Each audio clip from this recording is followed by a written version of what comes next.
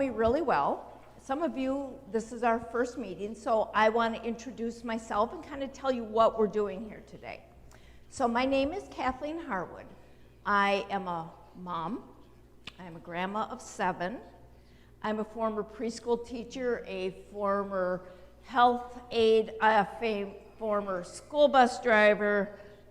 I'm also a licensed professional counselor and a certified parenting coach with a focus on children and families and trauma.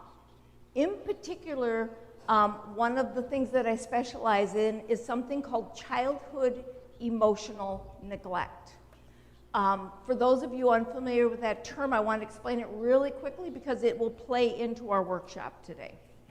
Childhood emotional neglect is something that happens in the very, very best of families. It's not abuse, it's not horrible neglect, it's not that kind of thing. It's simply when parents don't know how to gain an awareness and acceptance and a coping mechanism of their own emotions, and so they don't know how to bring that to their children. It goes generational. So in my practice, I like to say that I work with children of all ages because I really do. That how our childhood played out and all of the things that happened to us in childhood really do translate into our adult lives. And so that's something that you will see becomes an active component, so I just want you to kind of know that that piece is in there. The great reason that I do these workshops, and I do them for free, is because I'm very passionate about this topic. The stuff that I want to give you today is the antidote to childhood emotional neglect. This is how it doesn't happen in the first place. And for those of my clients who are working through childhood emotional neglect, this is some of the stuff I'm asking them to do because the focus is on actually reparenting yourself, which we get to do, which is super cool because we know that it's very treatable and we can fix it. It doesn't have to stay this way. So I'm very passionate about my topic, and I think that will kind of play out as we go. I want you to feel free to ask questions as you please. I'm going to try really hard to get everybody out at 11:30, but I'll be available afterwards to answer any questions or to just talk a little more if you need to. So when you came in, you received a notebook, a little folder. In that folder is all the paperwork that we're going to go through today. And the reason I do this rather than some kind of a screen is, one, I'm old, and I'm kind of old school. But also, I like to send you home with something.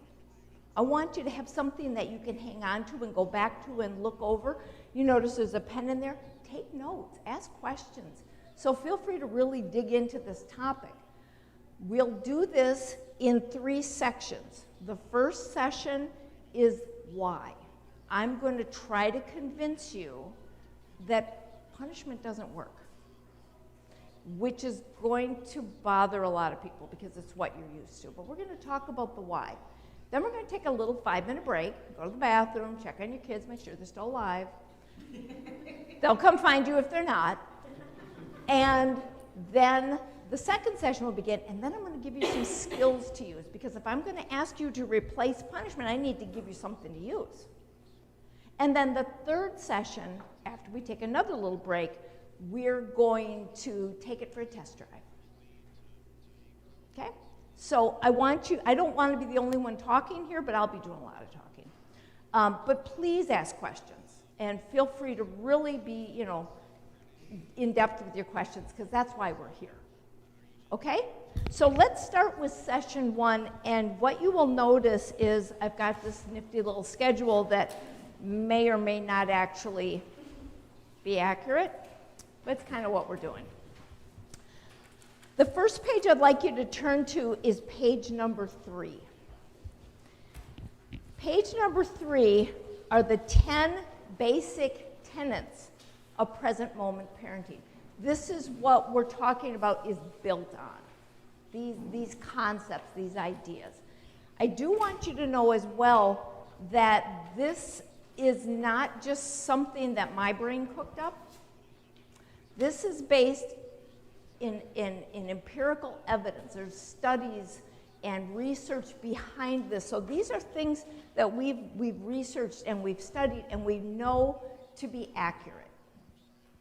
So, you know, we've been experimenting on people since the time of Freud, trying to learn different things, and some of it wasn't like really horribly humane, but we did it. So we've got it, and let's use it.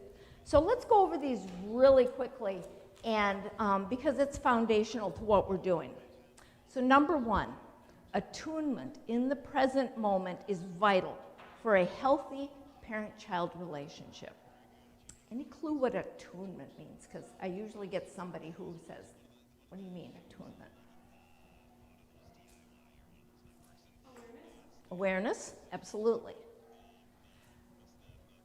The example I like to use, I think I mentioned before, I'm kind of old.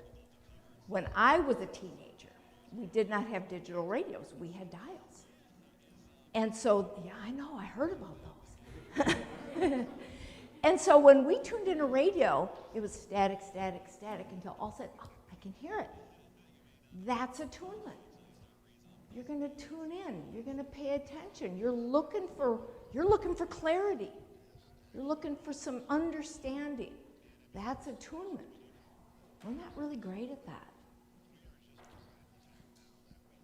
The overarching goal of every child is to feel lovable. I would say that that's the overarching goal of every human being. We don't outgrow that. To feel loved, to feel like we matter, to feel appreciated, to feel like we make a difference in the world is a big deal. And your kids are no different. Number three, this is the scary one. With every interaction, parents are either pushing their children away or drawing them near. There really isn't an in-between. Why is that terrifying? Because what if we don't? What if we don't bring them near very much? What if we don't know how to do that? Number four, staying in the present moment reduces parents' fear of past or future behaviors. When your child does something, how often doesn't your brain go to the past and go, oh my goodness, here we go again. We're doing this again, seriously. And then we begin to worry about what's going to happen. Are they going to go to the college of their choice? Are they going to live in a cardboard box? State pen? What's going on here? So then we race ahead to the future and we're terrified. What happens if we just stay in the moment? We learn how to do that. Wow. You know, because even if the present moment is really difficult, we can usually handle it if we're not bringing in all that baggage. Number five, this is the one, if you bring nothing home out of today, this is the one. All behavior is communication. When your child is having a meltdown, they are communicating. They're not just doing it to make you angry or to stress you out. They're communicating. So let's find out what they're communicating. How do we do that? Back to that attunement piece, right? Number six, respectfully addressing the child's true feelings eliminates the need for punishment. I'm going to convince you today that punishment doesn't work. We got stuck on the behavior as communication. Sure. What do we do about the fact that our son doesn't know that he's communicating, and we might know that he's communicating, we don't know what Right. We'll get to that. I promise.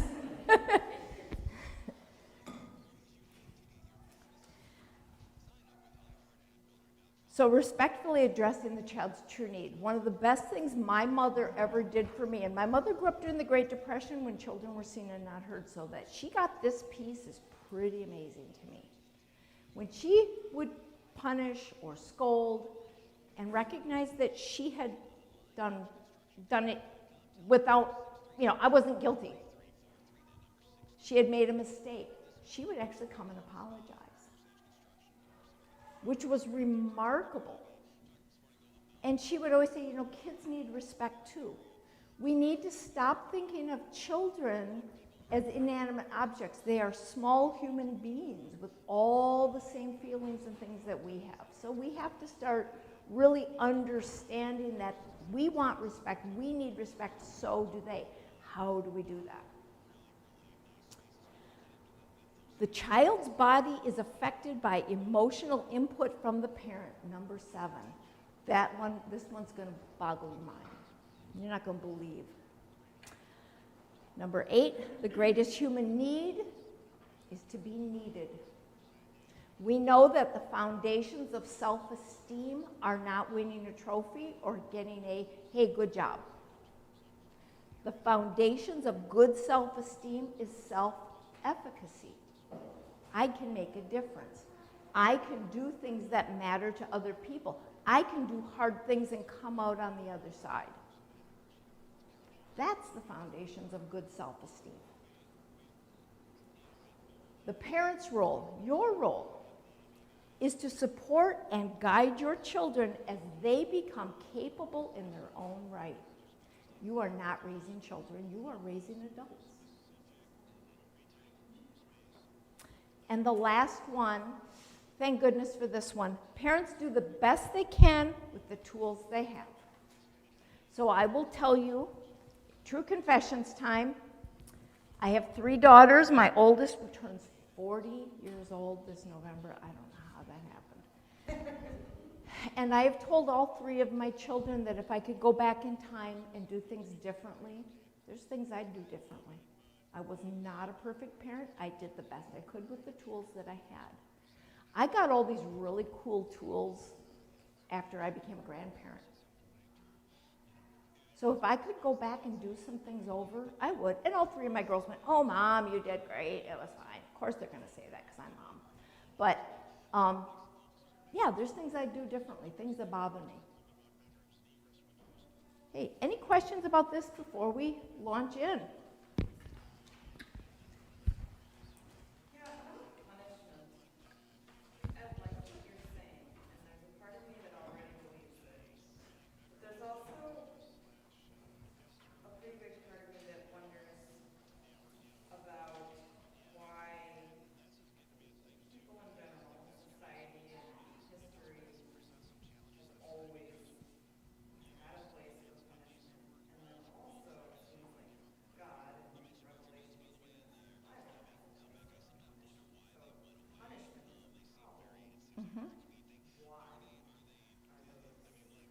Why do we do it? Because we're sinful human beings. Because we don't know what else to do. Pardon me? God used punishment in the Bible to correct a people, group, or a person. Mm-hmm. So it seems to be a biblical thing to punish. I think there is some basis for that, but you're forgetting the other part. There's also grace. When there's repentance and there's a turning from and an attempt to do differently, God provides grace. So, but we will get to that. We will, I promise. So the first part that I want to talk about is something called attachment. Remember, I'm building a case. So I'm kind of being a lawyer up here right now. I'm kind of building my case. I'm going to try to convince you why punishment doesn't work. So attachment you may or may not have heard about. So why is attachment so important? So what's attachment? Attachment is that deep and that incredibly powerful bond that occurs between parent and child, and it starts at birth. It occurs very early. It is very difficult to change once it's established, but not impossible. I'll go back to that reference for childhood emotional neglect that I talked about. So we're talking about 4 basic types of attachment. The first is a secure attachment. So this is what happens in the best of situations. This is what we want for our children, a secure attachment. We see this early on when the child is an infant and mom or dad leave the room and they freak out. Don't leave me. And then mom or dad comes back in the room, oh, thank goodness. Okay, that's a child who's securely attached. So when you leave the room and the child has a meltdown, yes, it pulls at your heartstrings, but part of you should be going, yes, secure attachment. 50% of us get a secure attachment. Guess what that means? 50% of us don't. So only about 50% of us are going through the world with this really secure attachment. And in a secure attachment, the child can use the parent as something we call a secure base. The secure base is that soft place to land. I can go out and explore the world, get my feelings hurt, skin my knees, have all of those struggles, but I have this soft place to land when I come back. You're the secure base. You're that safe place. You're that place where I get to bring my hurts and my struggles and all of that stuff. Okay, so 50% of us get that. Now we'll go on to the rest. There is something called an ambivalent or maybe an anxious attachment. That's when children are securely attached, but they don't really know who's going to show up. Mom might be in a great mood one day, loving and caring. Dad might be super attentive, but the next day really distracted and not really there or short-tempered. I don't know what I've got going here. And this often happens in families that are struggling with things like addiction, military deployment, the death of a spouse, poverty, just there are things that distract, illnesses, things like that. And so the parent doesn't mean necessarily to do that, but it happens. So this is where I find the majority of my childhood emotional neglect clients fall, by the way, because most of them were raised by parents who really, really did love them and really did their very best for them. But things happen because we don't live in a perfect world. Okay, then there's an avoidant attachment. That kind of speaks for itself. Mom and dad aren't safe. I'm going to avoid them. When mom or dad leaves the room, there are no tears. There's thank goodness they're gone. Oh, good grief, they're back.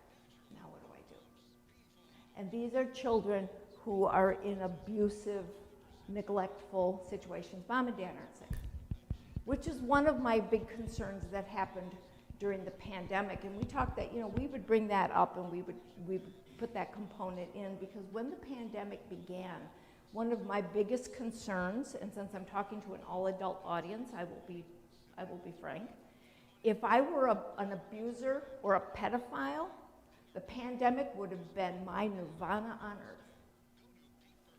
Not everybody was safer at home.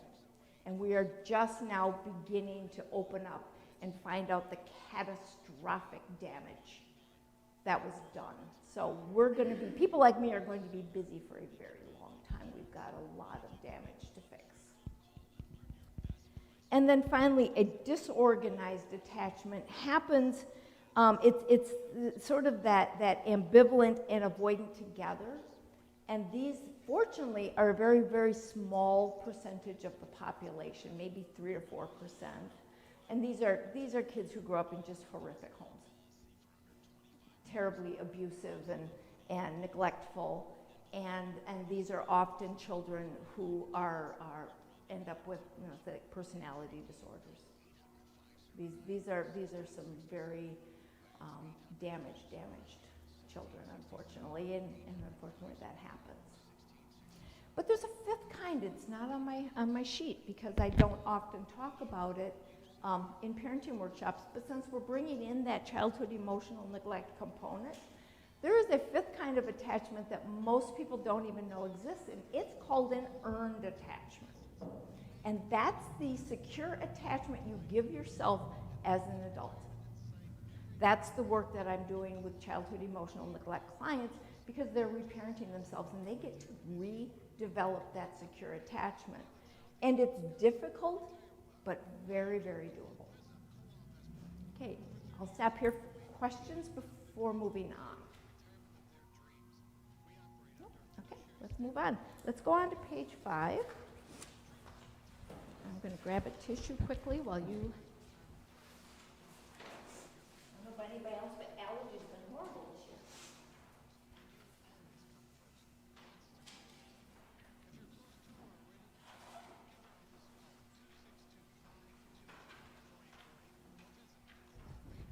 Okay. So this small group activity, and we, I understand we're trying to stay a little distance. So let's not get into small groups, but let's talk as a big group. And I want to ask you a really important question. Can you recognize the attachment that you had to your parents as a child? As we're talking about this, can you think about the attachment that you had? And then if anybody feels like they want to share that out loud, that makes for great conversation.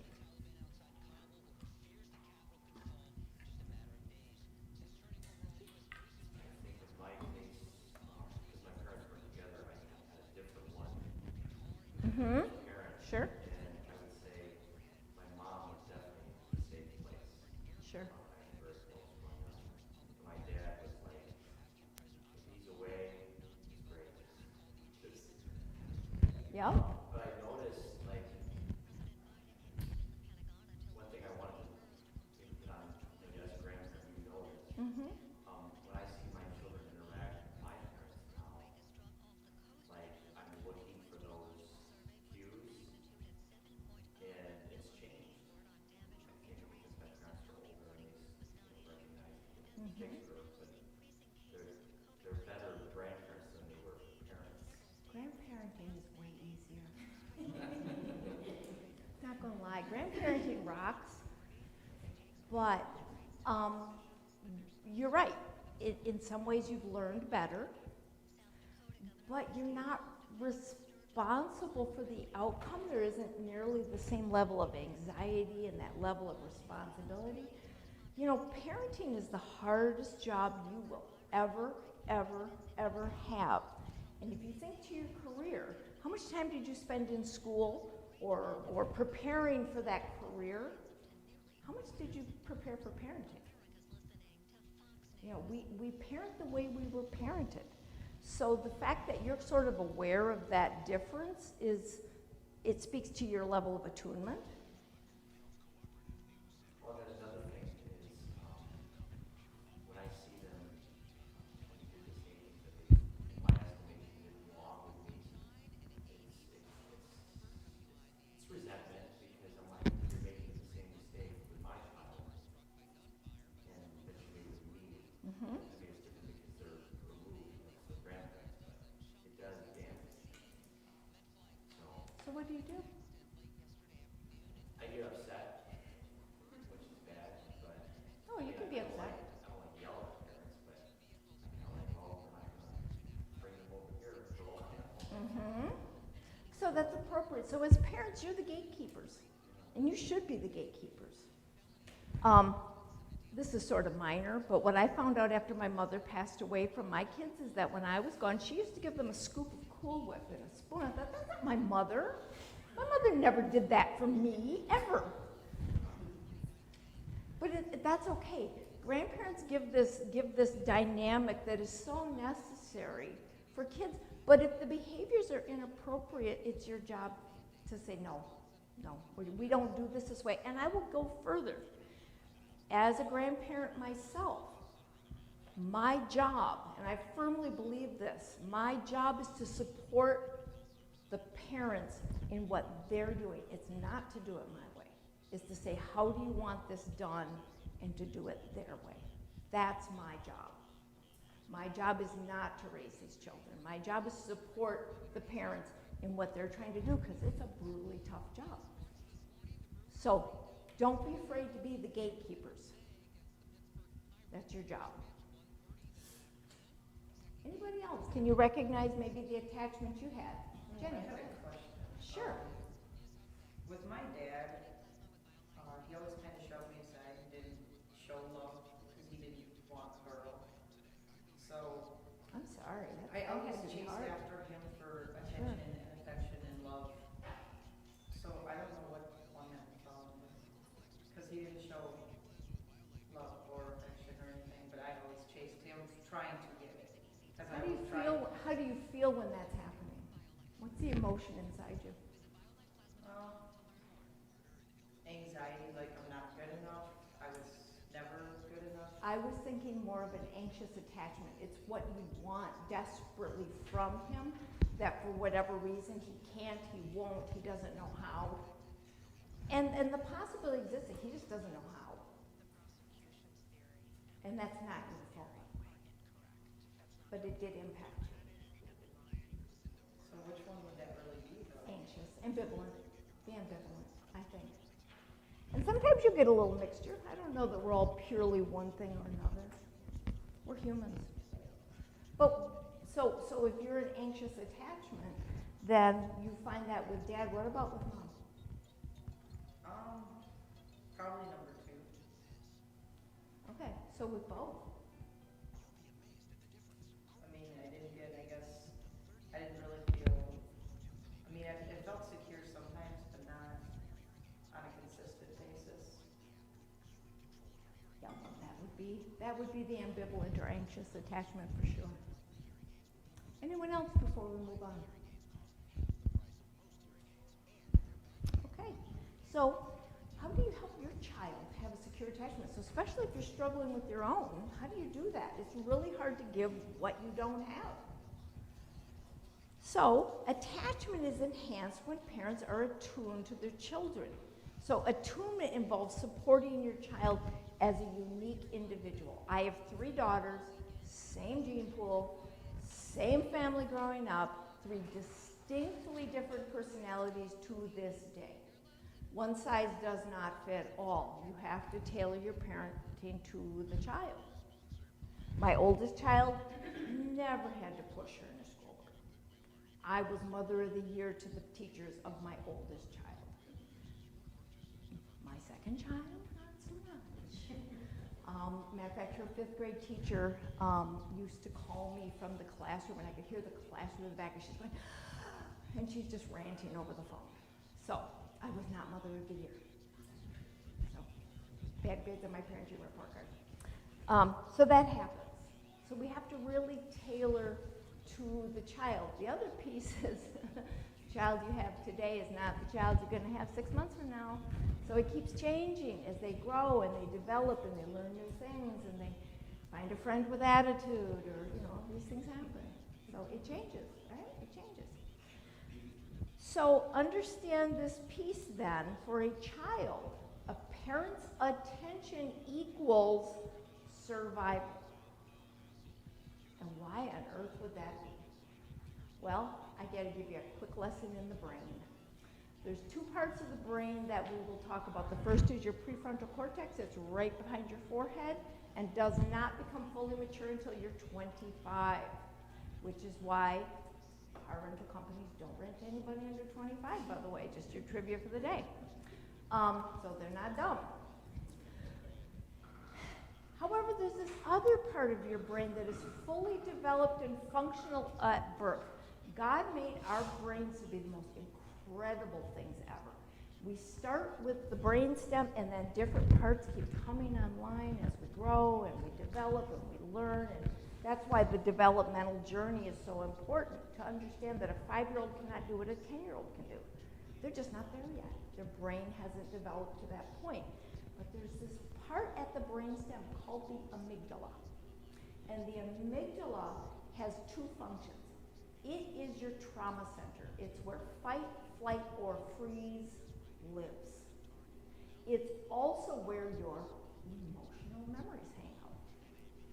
So emotional memories are way different than a memory of going to the zoo or starting school. Emotional memories are memories of feelings. And the problem is with the amygdala is the feeling part of your brain, not the thinking part of your brain. So what happens when somebody is disrespectful to you or hurts your feelings or makes you mad? You're right there. And we've all experienced that. That's pure amygdala. And so fight, flight, or freeze are what we have. So The problem is the amygdala doesn't know the difference between my feelings got hurt or I'm being like attacked by a bear. It doesn't know the difference, and it does not care. Totally doesn't care. It's going to react the same. And so, from the time your child is born, with that little baby in the crib, they cry, and you come and pick them up, and you change the diaper, and you feed them, and you cuddle them, and you love them. They're drawing in emotional memories, and they're going, oh, the world's a good place, and I'm loved. They can't put that into words, but those are feelings, and that's being stored in the amygdala, and those are in your amygdalas to this day. This day. So a happy amygdala story that I like to share, because I could tell you lots of miserable ones. My mother was an artist. I inherited none of that ability, but she was a wonderful artist. And she used to have an art studio in the laundry room of our basement. And so some of my previous clients have heard this story so many times, they're thinking, but it's a good story. And so my mother would go down in the basement trying to get that 5 minutes of peace and quiet, because you know where that's at. You bet that. But I was the youngest of 3, and I knew where she was. And so I would go down there. And she's just looking for a little time to sketch or paint or do something. And here I am again, right? But what she did was so amazing is that she didn't say, get out of here, I'm trying to do stuff, leave me alone, I need a break. Instead, she gave me some paper and some chalks or some paints or some pencils. And I got to sit down there with her and just hang out. Now, as a grown-up, I realized she was buying time. Totally get it. But guess what she did for me? I have that in my amygdala. So now, here I am, 60 years old, I'm doing the laundry, and it's a comfort smell to me. Can you guess why? My brain connects those two. And I don't think, oh, this reminds me of Mom. But it's a good feeling. It's a good, I'm doing the laundry. You think, what's good about doing the laundry? But yet I'm like, oh, this is great. I'm doing the laundry.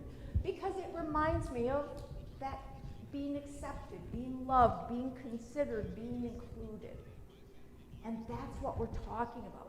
So the times when we don't respond well, unfortunately, those live in the amygdala too. And that's when our kiddos get triggered. So just kind of keep that amygdala piece kind of tucked away. So that's why it equals survival. A child who is seen, heard, and understood, gets fed, gets clothed, gets their needs met. And even though the child doesn't think of that in those terms, that's what's happening. This is why childhood emotional neglect is a very specific type of attachment trauma. Because those needs were not consistently met, or met just to a certain degree. So there's some trauma around that. Okay, so the essential ingredients of that attachment then is perceiving the child's signals. So Esther, this is to your point. How do I know what my child is saying? How do I know they're not talking? We're perceiving their signals, we're making sense of the signals, and we're making that timely, effective response, which is attunement. So we're attuning. That's really tricky. It's hard to do. There's all this nonverbal communication going on. If your child could just come up and say, I'm sad, I'm angry, I'm hurt, I'm whatever, that'd be super simple. But often they don't know, and they need our help. They need our help. Okay? So engaging your child in discussions about problems and solutions helps your child to develop something we call mind sight. Mind sight is the ability to understand that I don't think like you and you don't think like me. You have different ideas and you have different experiences, and my experience isn't your experience. And that doesn't happen for children until kindergarten age or maybe even a little beyond. So why can't your child understand why their brother or sister is upset because you stole the Legos? No clue. The idea of having that empathy and that ability to go, why, that would really bother you too, doesn't exist yet. So we have to teach that.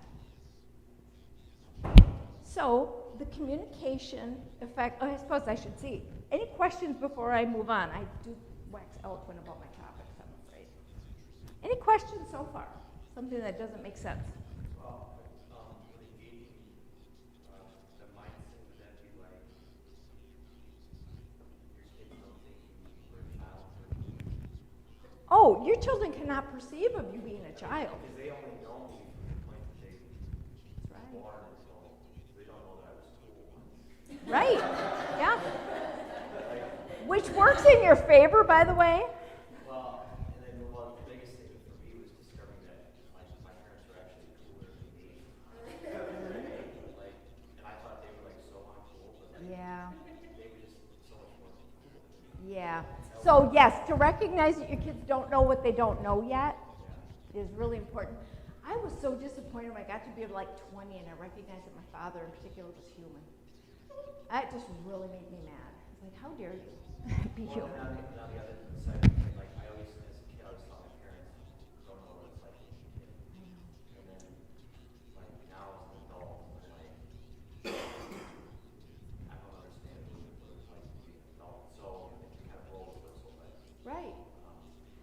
My parents got smarter every year my children got older. Because then I went, oh, that's why they did that. Oh, that makes total sense to me now why Dad was an absolute jerk when I was this age. You know, I just thought he was being a jerk. No, he was actually trying to give me responsibility. So you're absolutely spot on. And so to understand that your kids don't get it. We think they should, but they don't. But we're going to get to some more of that. Anybody else? Okay, let's keep going because I promise we're going to unwrap all this. So communication's effect on the child's body. This is one of my favorite parts. Okay, so unwrapping a child's behavior. I want you to think back to that amygdala piece that I was telling you about. The child's brain is seeking an energy match. Think amygdala.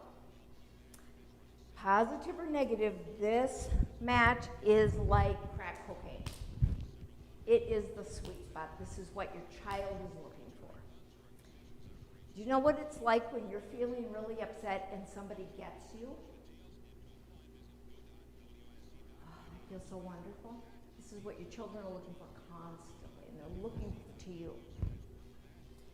So when they get that energy match, it is highly, highly rewarding.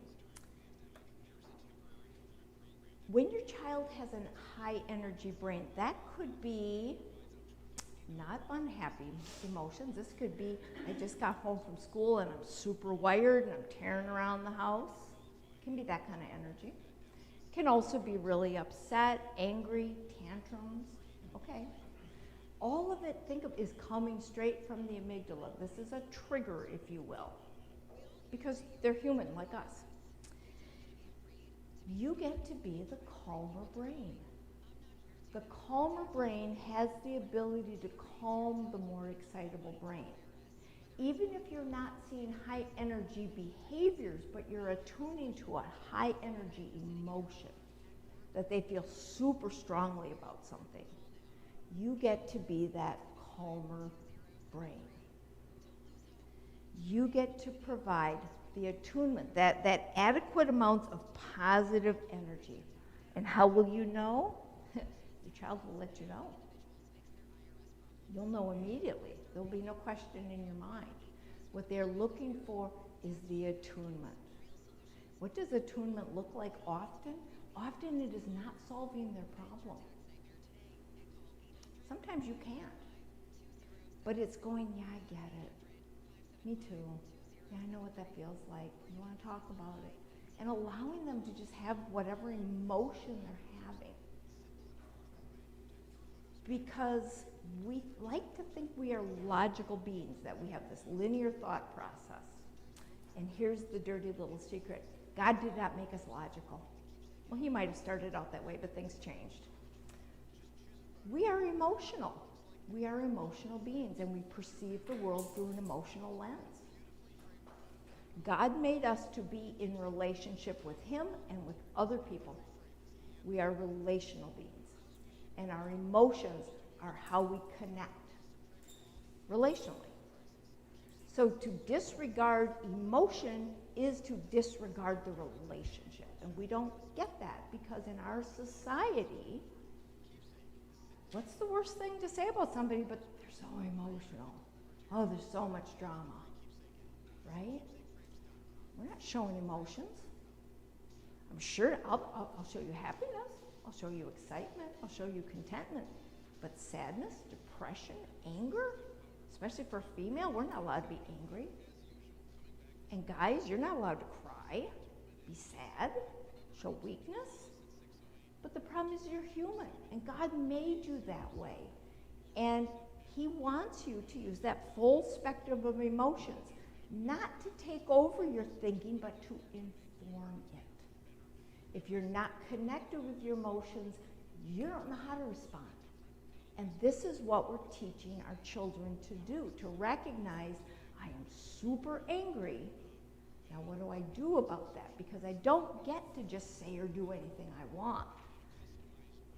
But I'm allowed to have the feeling. The feeling, the emotion is perfectly appropriate. Besides, you can't stop it anyway.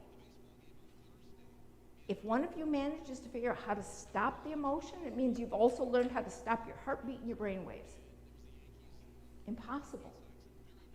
So if you can think of your emotions as this really wonderful guide that God has given you to inform your logic. When I'm in session, I often talk about it as the check engine light of your car. When the check engine light goes on, none of us are happy to see the check engine light, right? Oh man, really? But if you ignore the check engine light, you're ignoring some really important information. Same thing with your emotions.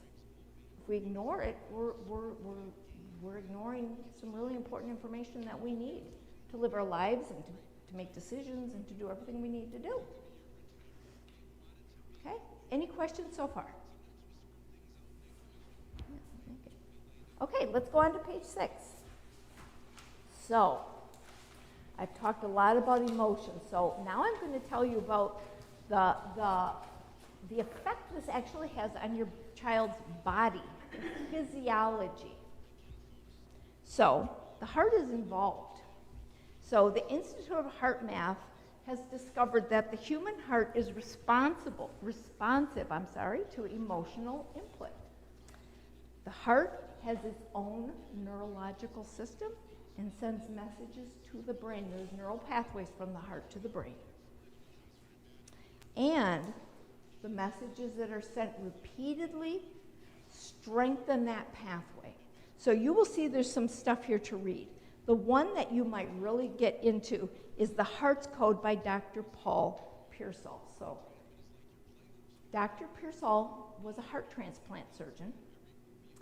So someone unfortunately would pass away, the heart would be harvested, and he would put that heart into the donor, the recipient rather, I'm sorry. And what that book is about is he is documenting the stories from his patients that have memories that are not their own. For a few days to even up to a couple of weeks, these people had memories from the person who died, who donated their heart. And so we know we have neurons throughout our body. We have a nervous system, but we know there is a very unique pathway from the heart to the brain.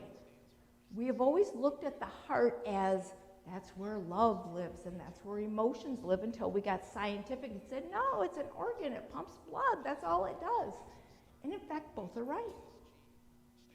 So with every interaction, you're either pulling your child to you or pushing them away. That's part of it. So you have the ability to actually strengthen your child's body and physiology through your response. This is getting weightier by the minute, right? Holy crap, hope I can do this, right? So, can you still remember something that an adult said or did concerning you when you were a small child? Something that still lives in your brain? And would anybody like to share what that memory is? Because I know we all got them.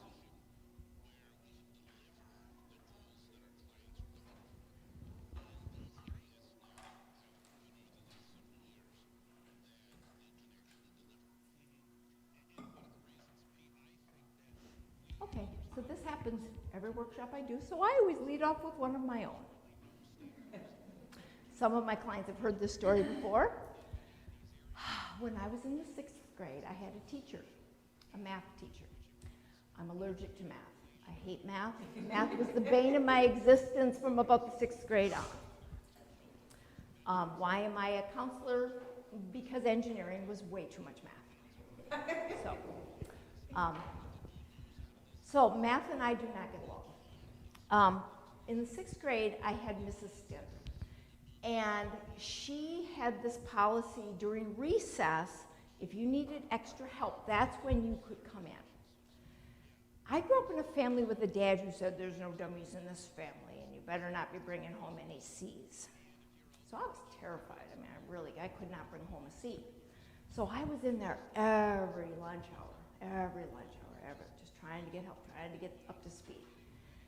What I didn't realize as a 6th grader was that was also the teacher's lunchtime. And this poor woman just wanted to eat one lunch without me there with my, come on, help me. So not her fault, not my fault, but what she did lives on in my brain. She finally got fed up, and she turned to me and she said, Kathleen, you're stupid. You're not going to get this. Please go outside and play.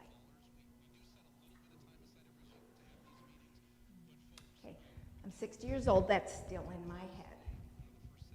It doesn't hurt me like it used to do, but I didn't confess that to my parents until I was in my 30s. Because there was so much shame around that. So I can think of lots of other great things that people said to me that live on in my head that are very positive. But we all have them, don't we?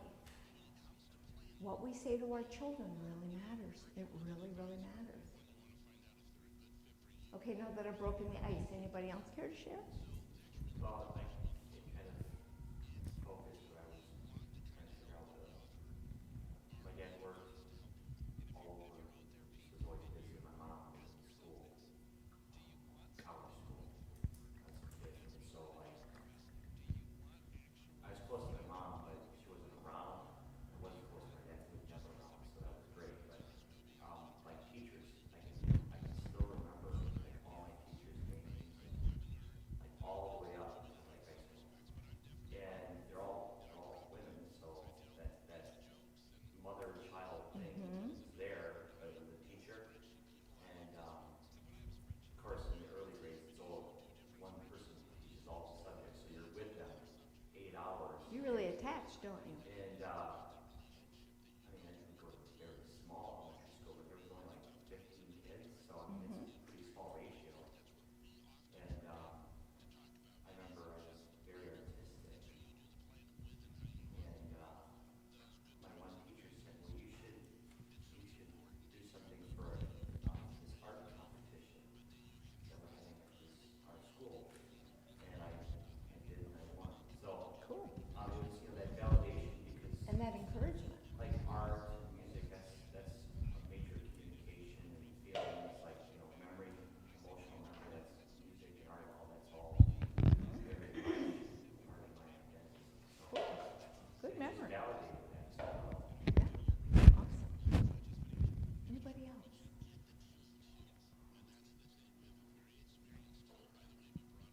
Okay. So here's the part where I'm trying to convince you. I've given you a lot of information about how we respond to our children and how it impacts them. So discipline versus punishment. Discipline is helping a child solve a problem. Punishment is making a child suffer for having a problem.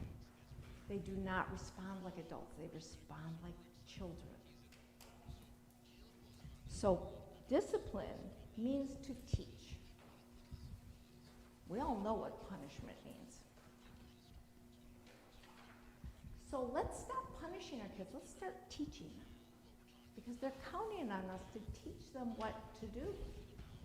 Okay, let's turn to page 7. And we're going to look back at all behavior is communication. So looking beyond the behavior to find the message. Oh, yeah. So another question, the difference between discipline and punishment.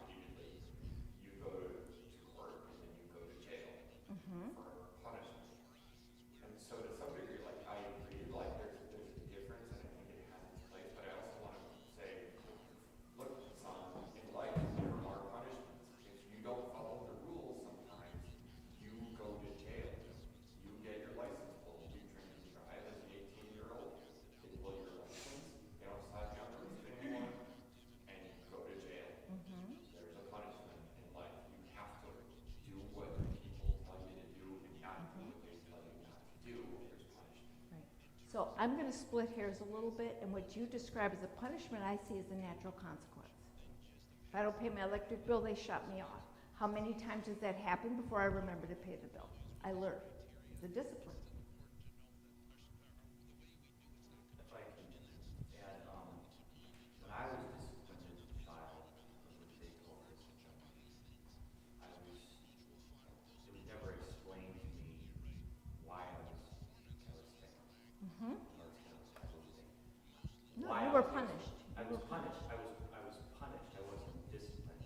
I was spanked, and they thought that just physically hurting my body was going to Mm-hmm. explain it in my mind what I should do differently. Sure. That Spare was, the rod, spoil the child, right? that was punishment. I wasn't taught. The teaching element wasn't there. And it's, Mm-hmm. I mean, I tried to figure that out as a parent, like, you know, how do I teach? And because physical touch, I mean, that definitely has an impact. So, Mm-hmm. Pro and con. in either way, I mean, Yeah. a gentle touch or a hard touch is still going to send a message. But I was punished, but I wasn't disciplined. And I think that's part of the confusion is like I will we tell don't you. want to say that Mm-hmm. there's no consequences, but Yeah. the consequence was like it didn't help me make a better choice. This is the sticking point that everybody has at this point, is this idea that I'm going, just let your kid float down the river and they'll be okay. No, I am not saying that at all. I am saying that we don't need to be punitive to teach. I am a strong believer that whoever has all the responsibility has all the authority. As parents, you need to take your authority God has given to you. But how do you teach? What did you learn from the spankings? I don't know about you, but I learned how to keep it underground. I learned how not to get caught. Yeah, exactly. I might do it, but then I'm doing it, what? Out of fear. I want to integrate a moral structure, here's why. Here's why when you're 18, you're not going to become the wild child, because you've integrated some values and some things that are important into your growing up years, and you understand that when you cheat on the test, that you failed the test is not a punishment. This is what happens. This is a consequence, because what we do matters. So that's the difference. So maybe it feels like I'm splitting hairs. I am not saying just let our children grow like wild weeds. But our job is to steer them and to discipline them, and you can't do that outside of the relationship. Think of the relationship you have with God. If you see God as an angry, vengeful guy who's throwing thunderbolts, he's scary. If you see him as the father in the prodigal son story, like, yeah, I know you screwed up, just come home. Wow. Now you want to come to him. That's how you have an impact. That's how you influence your children, through the power of the relationship that you build with them. But if they're afraid of you, if you're that person that brings the hurt all the time, you've got no input. And especially in the teenage years, you forget it. And they already think you've dropped IQ points anyway when you have a teenager. Want you to be prepared for that. If you don't have teenagers yet, that's coming. The good news is when they get into their early 20s, you get those IQ points back. But you lose them for a while, and that's okay. Okay? So we are talking about looking beyond the behavior to the message.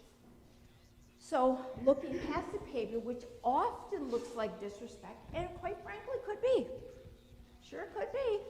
Because our kids are human just like us. Are you ever disrespectful? I sure am. I have my moments for sure. But that's really important to navigating life with kiddos. So rather than thinking, well, this kid can't be in charge, and I need to be the parent, and I need to be, yes, you are the authority figure. But what if we start to listen? And not just listen with our ears, because our kids don't always talk in verbal ways, but we pay attention to behaviors. When you see anger, think fear. My child's really angry. I wonder what's so scary. I wonder what's so scary. When there is disrespect, where's that coming from? What's happened today? Do you ever come home to your spouse and maybe you've had a bad day and you kind of take it out on them? Think our kids ever do that? They have a rough day at school, they come home, they kind of take it out on us, and instead of saying, wow, you had a rough day, what's going on? We go, hey, don't you talk back to me, and you be disrespectful. Okay, well now I just know to keep my bad mood to myself, and I'm not going to tell you anything. So how do we do this? How we do it makes a huge difference. So getting really good at being a good listener, reflecting the feelings. And a lot of this stuff comes in the second part where we talk about skills, but reflecting that feeling. Your kids are like scientists. They are constantly testing you. I know that comes as a shock. You didn't know that before today, but they're testing you every day. They're seeing what they can get away with. So my kid knows that they can say, mom, mom, mom, mom, mom, mom, mom. And on the 12th mom, I'm going to blow my top and lose it. Right? So they're testing. They're just going to see how far can I push? How far can I push? So what if on the second mom I say, what's up? And I attune. Not only are they being heard, but I'm not frustrated by 12 moms. And is that always possible? No, it's not always possible. Sometimes we're right smack dab in the middle of something. So we have to find ways to navigate that. So, PJ, this is more to your point. The judge, blame, and punish cycle is what you're describing. It's what our society does. It's how I was raised. It was how my parents were raised. It's undoubtedly how you were raised. The judge, blame, and punish cycle means that we ignore our kids as long as they're quiet and keeping quiet and doing their thing, we're just ignoring them. Hey, just let sleeping dogs lie, right? Until they mess up. And then we come down on them like a thunderclap. Guess what they've just learned? If I want attention, mess up. I'll get the attention. Remember back to when we said to be seen, heard, and understood is survival? What we are teaching our children is in order to survive, to get our attention, we'll take bad attention over no attention. Because no attention is terrifying to a child. So is feeling like they're running the show, by the way. You can't be a permissive parent. You can't be a super authoritarian parent. You've got to find that sweet spot in between, and that's the relational piece that we get to use. So why doesn't punishment work? 3 reasons. It creates only a temporary stoppage of the behavior. Like I said, I just get really good at taking this underground. I just don't get caught. Or if I get caught, guess what? I get to do what Adam and Eve did, and I get to blame somebody else. It creates fear. Do fearful children come to bring their problems? No, they do not. And it develops this need to retaliate because our kids are human. They're totally human. All the negative junk that lives in us lives in them too. So there it is. And in Colossians, we even talk about this in Scripture. Fathers, don't embitter your children. They'll become discouraged. Does a discouraged child go to the person that discouraged them? No. So why do I suggest this? Because I want you to have influence in your children's life. I want you to be able to speak into your children's life so you can guide them and you can share your beliefs and your values and all the things that you want them to have. But the sledgehammer approach does not work. It just doesn't. Like I like to say, never in the history of being told to calm down does anybody calm down by being told to calm down. Doesn't work. So if my kid's all upset and I just go, just calm down, would you knock it off? Guess what they just learned? When I'm upset, don't go to mom. She's not there. Kind of to that point, I'm learning great point. calm down. There's a reason I'm saying that. Mm-hmm. Also needs to be addressed. And yes, Absolutely. I feel like a bad mom, and maybe I am, but there's things that's information that I can now address. Absolutely. And you're human, Mom.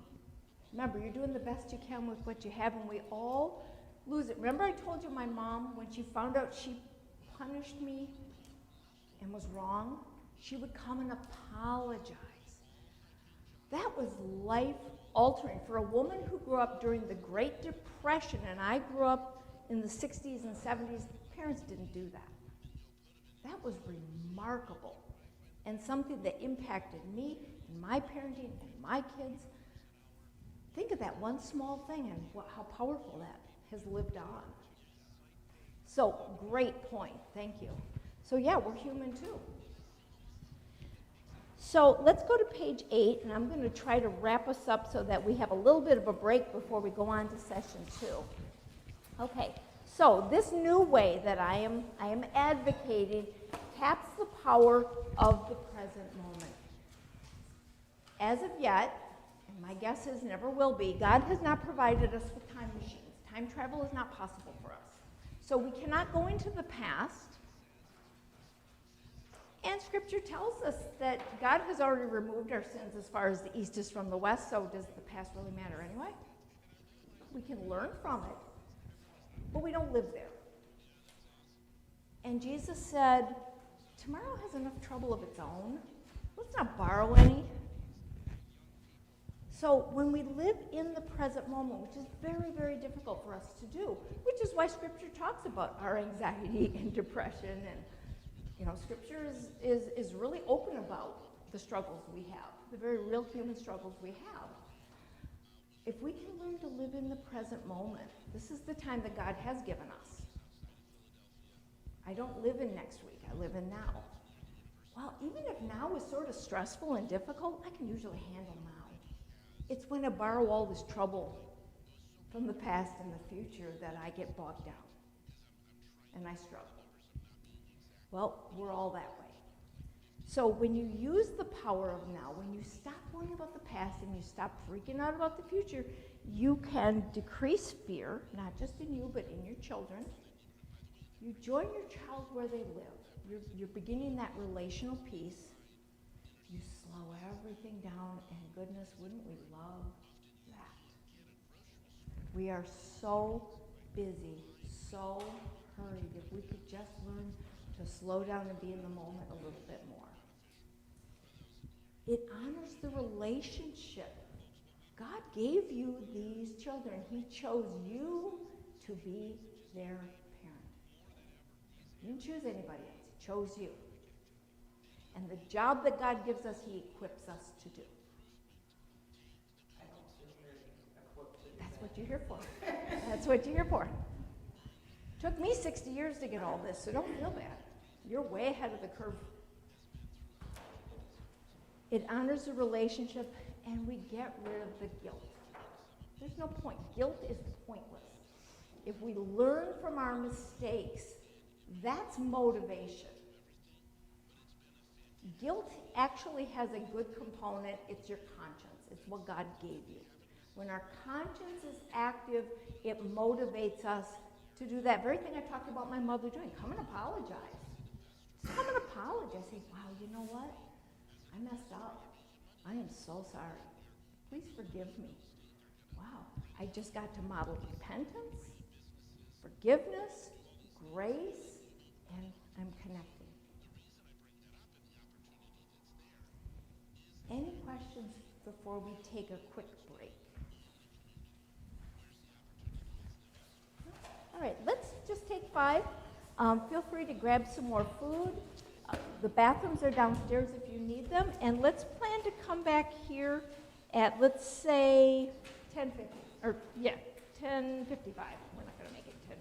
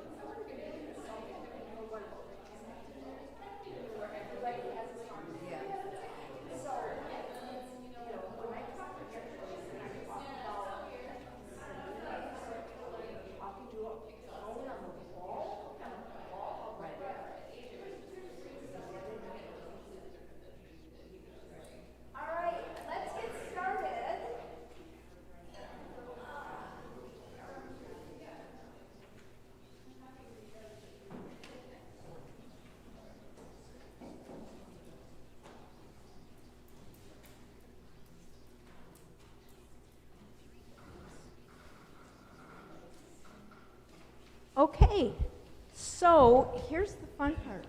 Is it? Oh. This is the part where we get to, am I right? Okay, good. I'm new at this microphone thing. This is the part where we get to add some skills.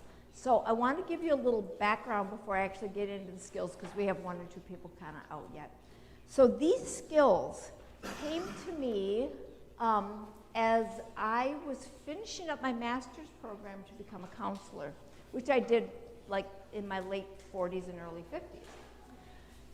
And I worked for a company called New Family Services, and they are all over the country, but this was in Madison. And their thing was working with children and families who were part of the foster care system. So kids who are in the foster care system endure a great deal of trauma. They have so many losses. I mean, there's a reason they're in foster care to begin with, and then they get taken from their home, and some of them lose entire, extended family and cultural pieces, and sometimes their belongings. They don't always get to take things with them. I mean, it's really awful. And so the people that I worked with then as a parenting coach were either foster parents, or sometimes I got to work with parents who had either were at risk of losing their children to the foster care system, or we were trying to get them ready so that these children could come home. And a New Family Services, for all that, I haven't worked with them for a very long time, have this astonishing record of about 85% of reuniting families, which is extremely high in families where there's a great deal of dysfunction. So these skills are the skills that I would teach. And to give you an idea of how effective they were, one of the families that I worked with had two little guys, and one of them was chasing his brother through the house with a steak knife. This is where we were at. These are kids with like reactive attachment disorder and some really extreme behaviors. Why? Think back to the amygdala, this highly reactive reaction to the trauma and the things they'd been through. And it worked for them. So these are skills that will work for any child, any human being, but they are especially good for kids with trauma. So these work for human beings, and you'll actually find that some of these I will suggest you try with other people besides your family, because they really work. Okay, the first skill is something called heartfelt appreciation. When you, I feel, because. This is your best tool. This is your absolute best tool. Remember, we talked about what we tend to do with our kids is we tend to ignore them until they mess up, right? Then we come down on them, creates fear, a need to retaliate. So what's the reverse of that? Heartfelt appreciation. It allows your child to feel effective, like they make a difference. They have the foundational piece then for self-esteem. So an example of this is, I have written down there, when you pick up your toys, I feel so proud because you are helping our family to keep the house clean. When you, I feel you have the ability to impact my life in positive ways. And why? Well, you're helping our family. Okay, so why does that work? Why does that work? So this is the example, and if you're one of my counseling clients, I apologize because you heard this story no less than 1,000 times. But it's my best story. It's one of my best stories. My husband works at home. He does a number of e-publications, and he's like a little older than me, so he's sort of semi-retired, so he's at home. And I'm at work, and I'm doing counseling, and he's home with the dogs, and let's just say I come home one day, and I walk into my house, I walk into my kitchen, and it is immaculate. I mean, pristine, the countertops, the appliances, everything is clean, the floors are mopped, to the point where this, this wonderful beam of light comes down. I hear the angels sing. It's one of those, okay? I have two choices. I can either say, well, you know what? It's about time. I've been asking you to do this, and I've done it the last 12 times, and I'm really sick and tired of cleaning your stupid messes up in the kitchen. And do that. Totally do that. May have even a time or two. Or I could give heartfelt appreciation. Oh my goodness, Ken, when you clean the kitchen to like this, I feel so amazing. I feel so relaxed. I feel so loved. Oh, thank you. Now I just want to go relax with you, and this is wonderful. Thank you so much. Which one of those two approaches do you think gets my kitchen cleaned the next time? I mean, we're all saying, duh, right? But don't we do the first? Don't we do that? And it's not effective. It doesn't work. We're not motivated by criticism. We are motivated by feeling needed, appreciated. And I have to note that it might be totally true that you do deserve a clean kitchen. You've done it the past 10 times. He should do that for you. But despite how true it is, it's not how motivated. No.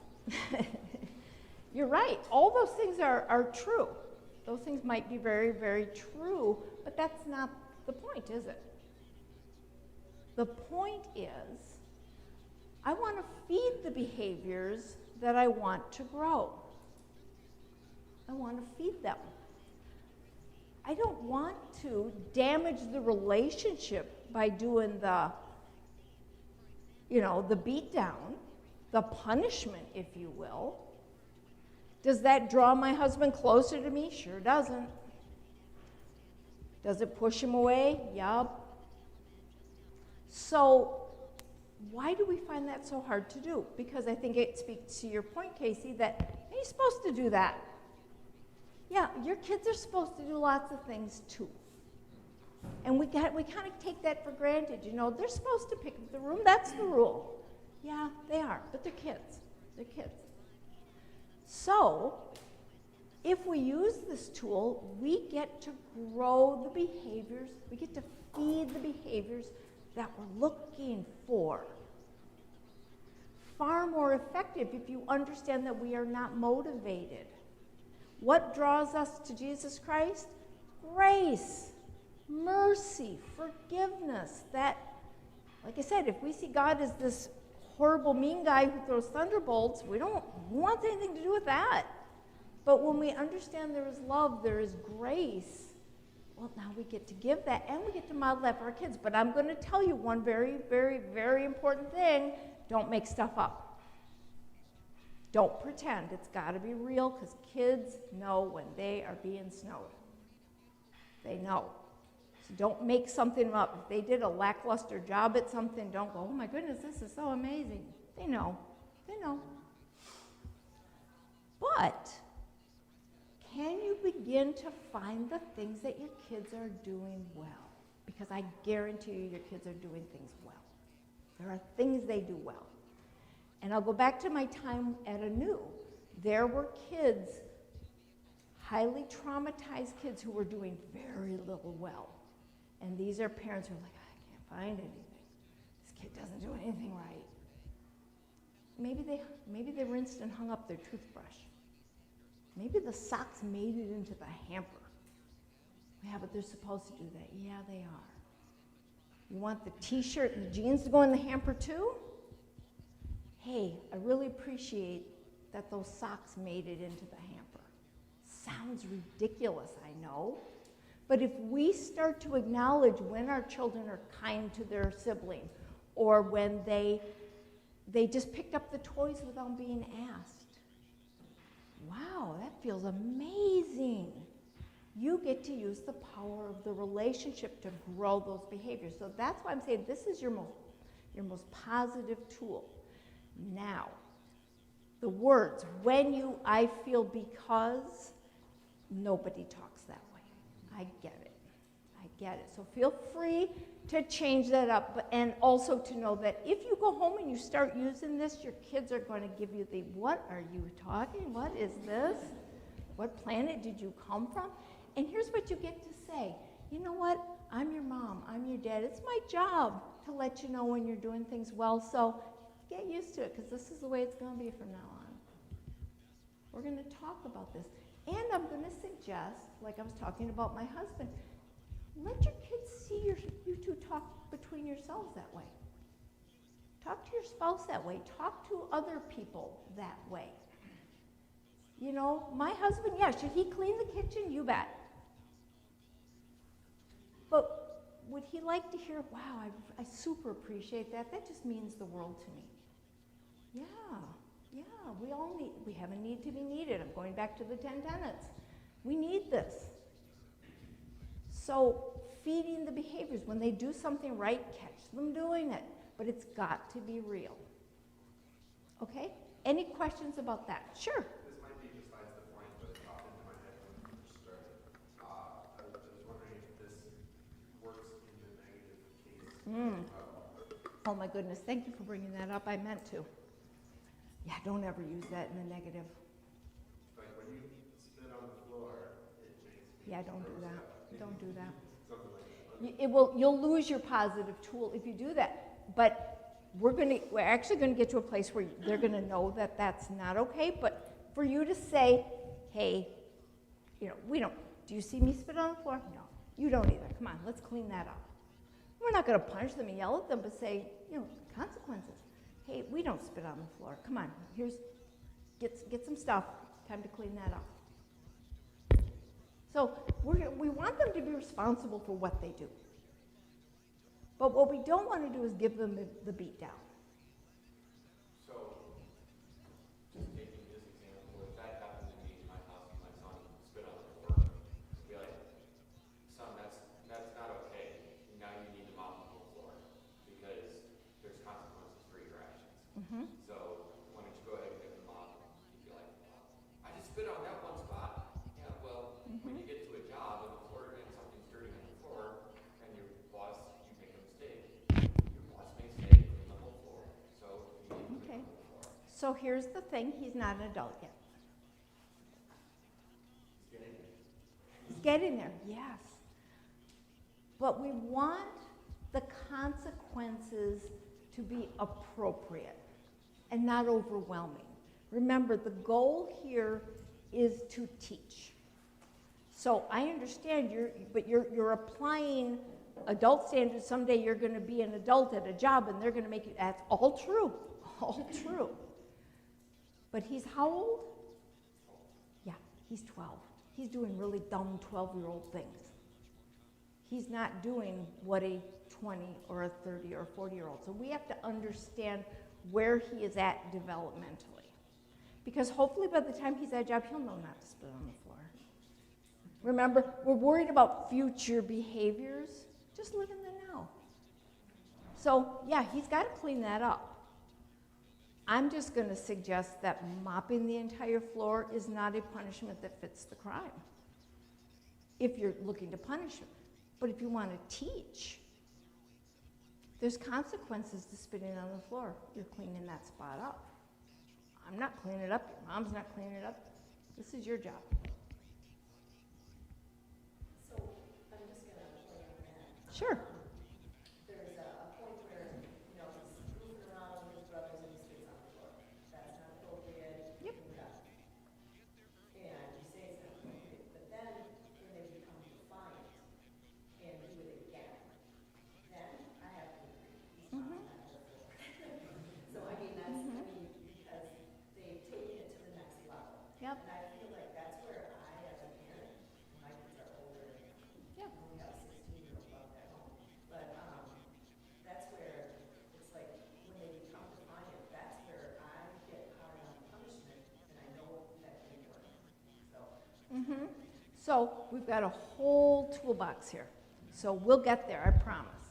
The idea is to get us to that place where we're having conversations and the defiance doesn't even need to happen. Now, are we human? Do we make mistakes? Are we sinners? Can we be defiant? You bet. You bet. Well, we're going to get there. So this is just the first tool, but this is your main tool. So kind of stick this one in your back pocket for now.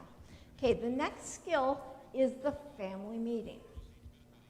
So the family meeting is a way of getting communication going in your family. It's, families are the foundation of our society, and the family is under assault more now than ever. So we need strong families. So having a family meeting gives our kids a chance to have a forum where they get to speak.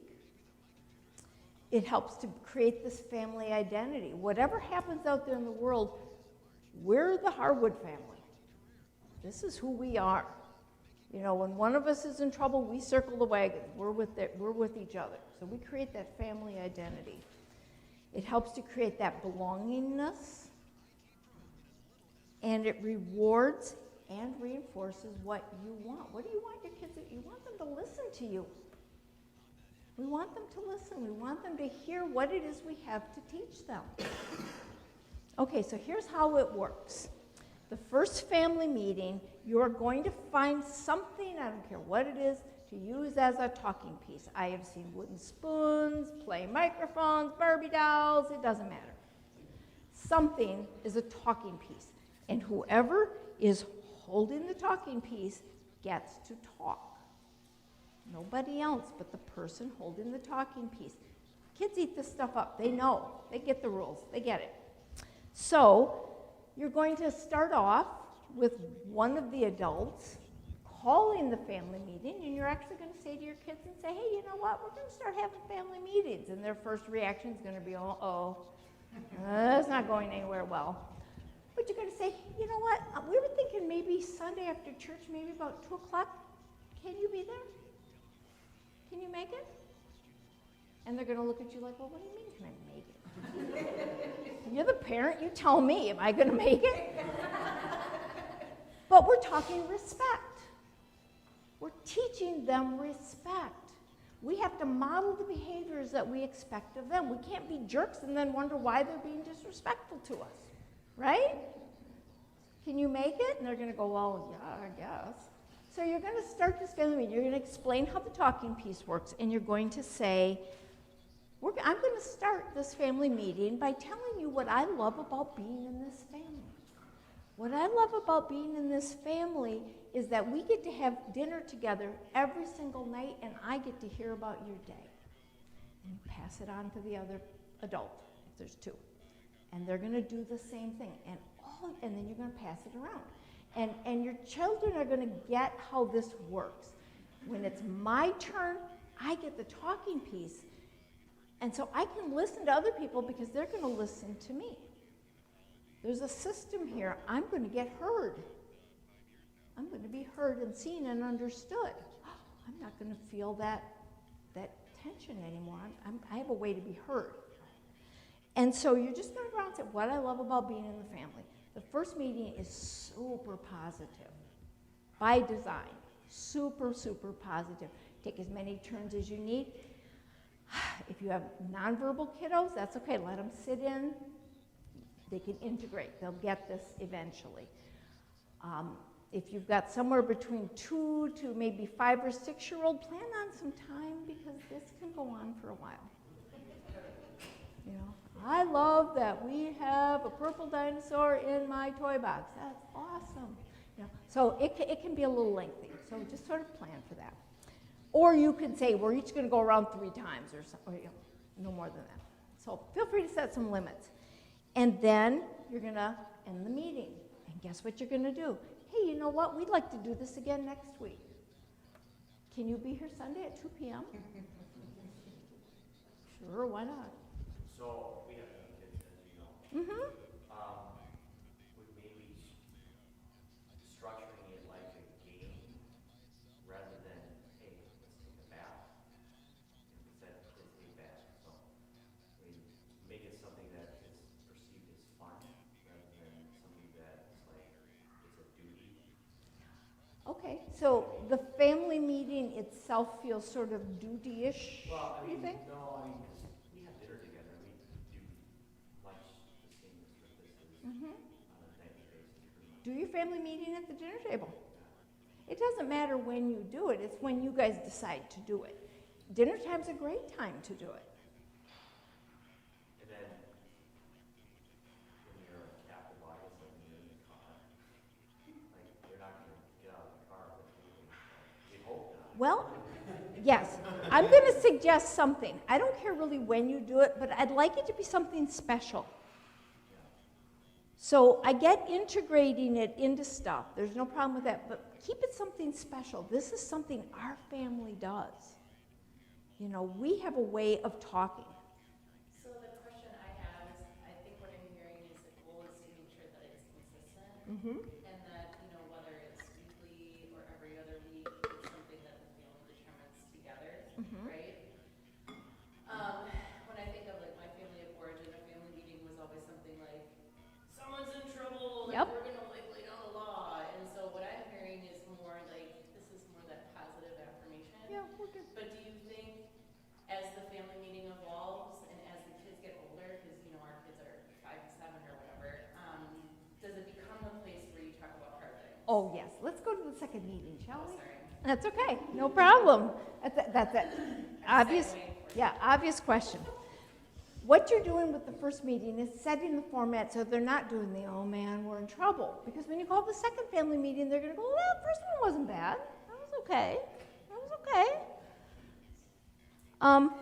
Second family meeting, you're always going to start the family meetings that same way, except you'll only go once around. Like what I love about being in the family. So we always start it from a positive place. But then, and this is for the adults now, not the children, you're going to report, and I say, like the news. So what I mean by that is you're not giving it emotion. You are just laying out facts. Not, I'm really angry when you guys don't do blah, blah, blah. It's like, no, we're having a hard time getting everybody to bed at night. We're really struggling to get the chores done, and getting out the door is really tough. We're just saying what's happening. And you're going to only pick a few because, you know, if like every family, you're going to have lots. So between the adults, figure out like maybe the top 1 or 2 and start there. So we don't want to overwhelm. We don't want this meeting to go on for hours and hours and hours. You know, the last thing I want is for your children to see family meetings as like, I feel like the animal who wants to chew off my leg to get out of the trap. You know, I don't want it to be like that. It should be a positive place to be. So keep it short, keep it concise. And so you're going to report like the news, and what you're going to do, this is going to feel really weird, is you're going to ask your kids for solutions. So let's do we're having a hard time getting everybody to bed on time. Okay, we're really having a hard time getting everybody to bed on time. We seem to be having those last-minute trips to the bathroom and 20 drinks of water, and we don't know how to fix this. Guys, we need some solutions. What do you think? How can we fix this problem? And they're going to surprise you with what they've got, because kids come up with some great solutions.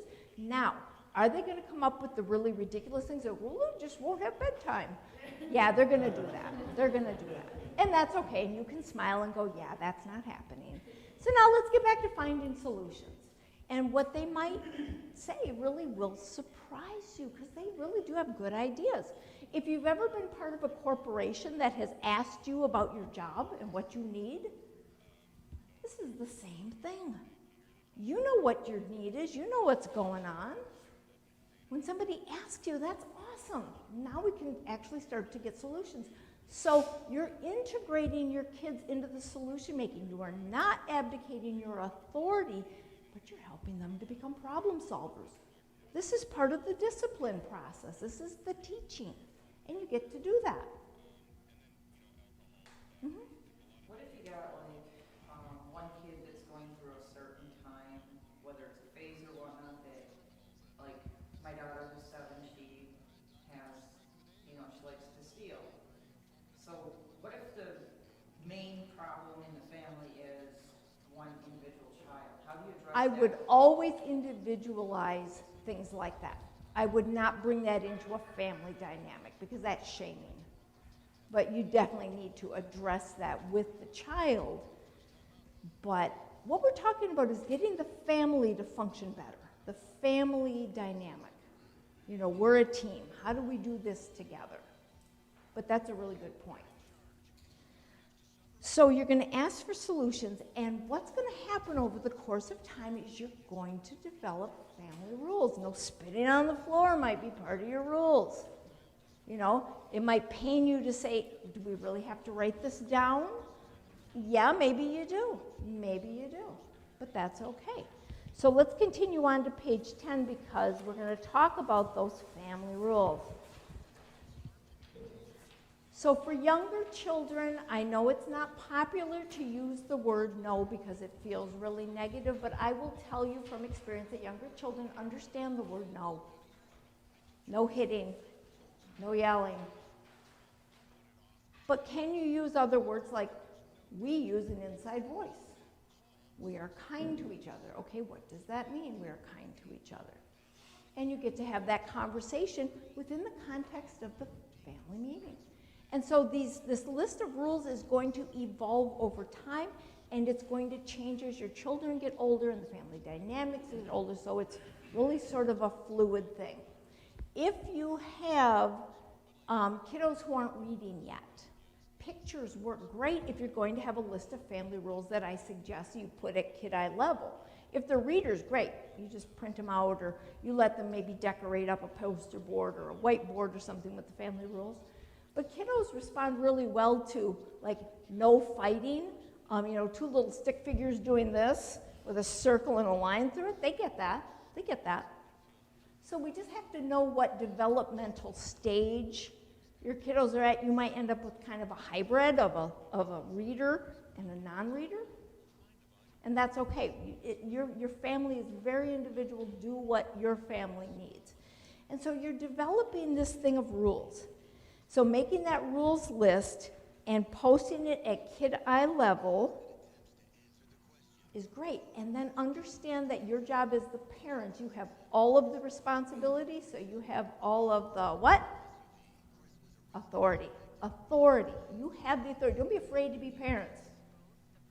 Take your authority, use it kindly, use it wisely, but take your authority and you make up the rest of the rules because you know what's going on and you know what needs to be enforced.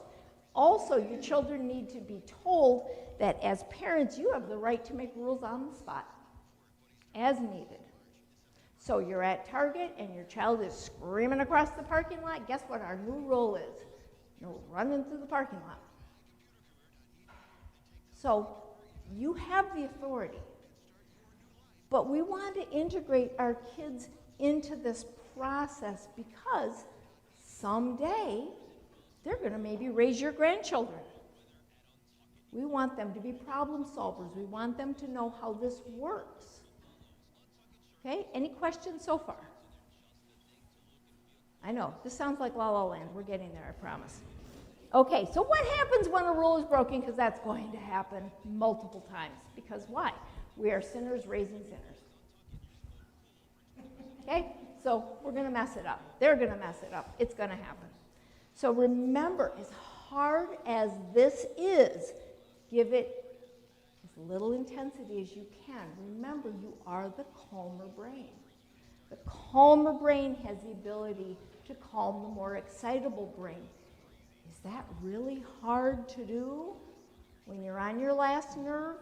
Yeah, it's really hard. So give yourself some grace. Do what you need to do. Step out of the room, take a few deep breaths, and then go back and address.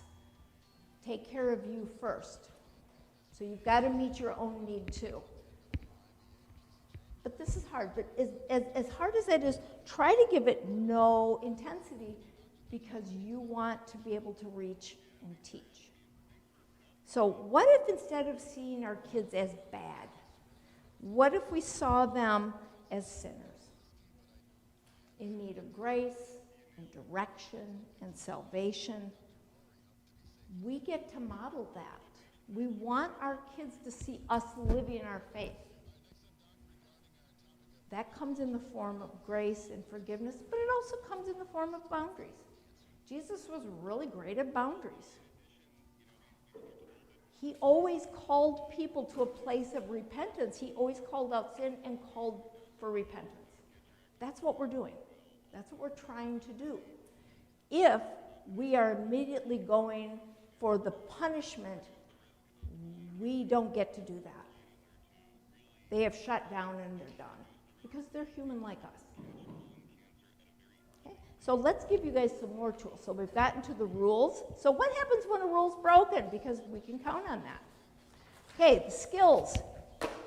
We're on page 11.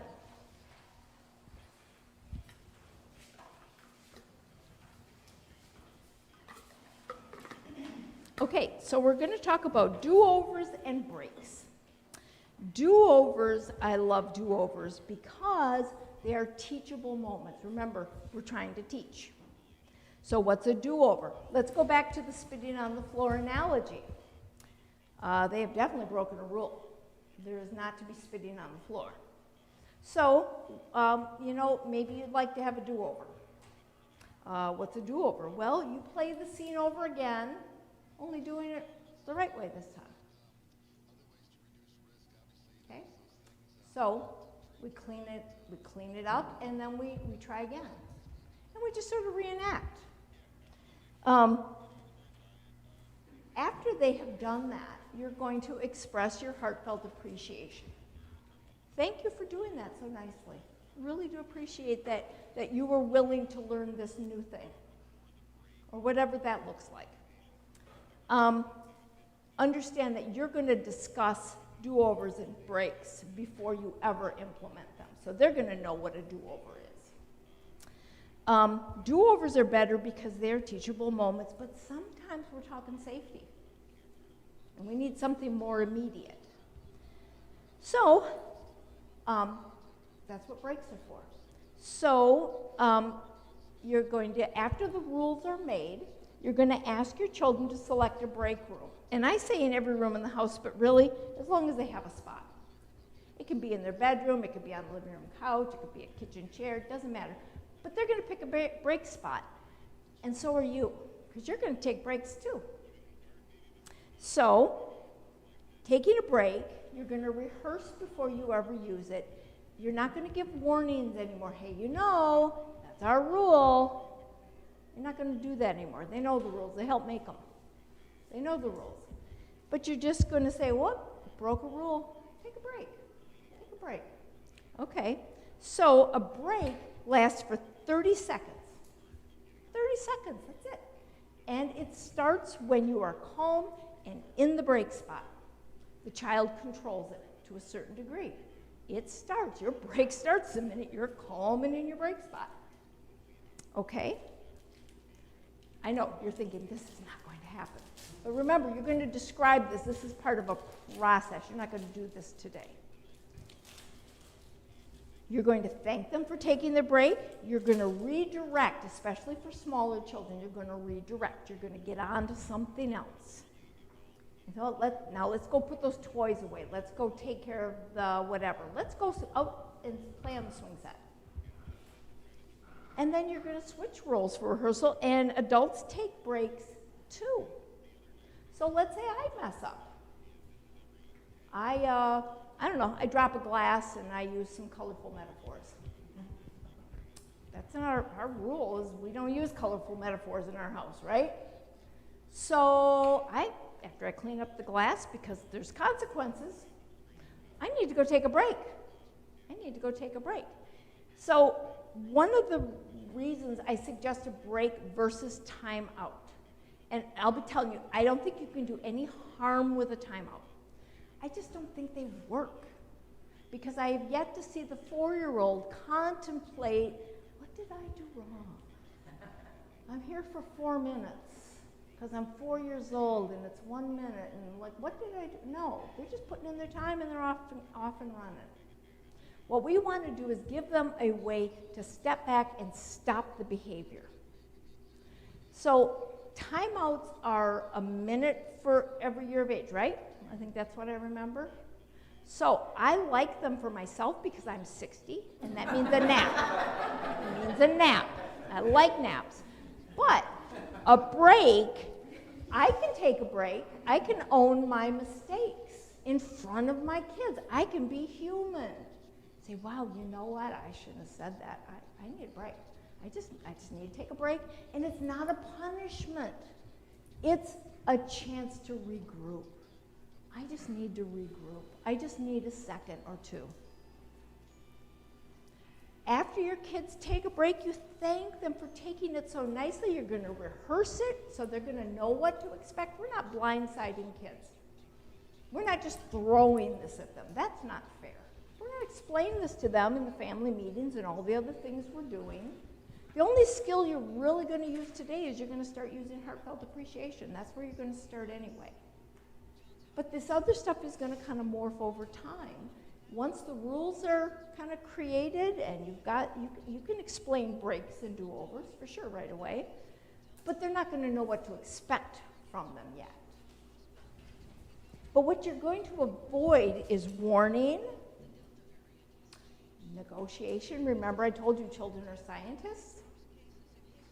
Never negotiate with a child. They are not interested in meaningful conversation. They want to win.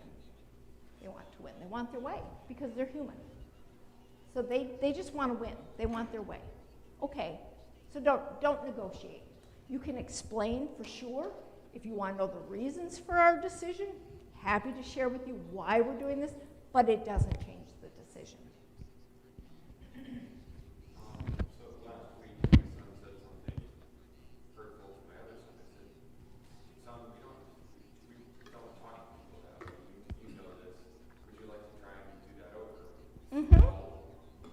Okay. So I went, try. No, I'm not going to have a dumb conversation over again and pretend that it's what I want to say. Like, fair enough. Okay. So my guess is you want him to go take a break and see how long, like, go through this. You want to try again? No. Okay, go take another break. Like, would you just repeat that process until you find Well, remember, you're not just sort of suddenly throwing this at them. Is he ever nice to his brother?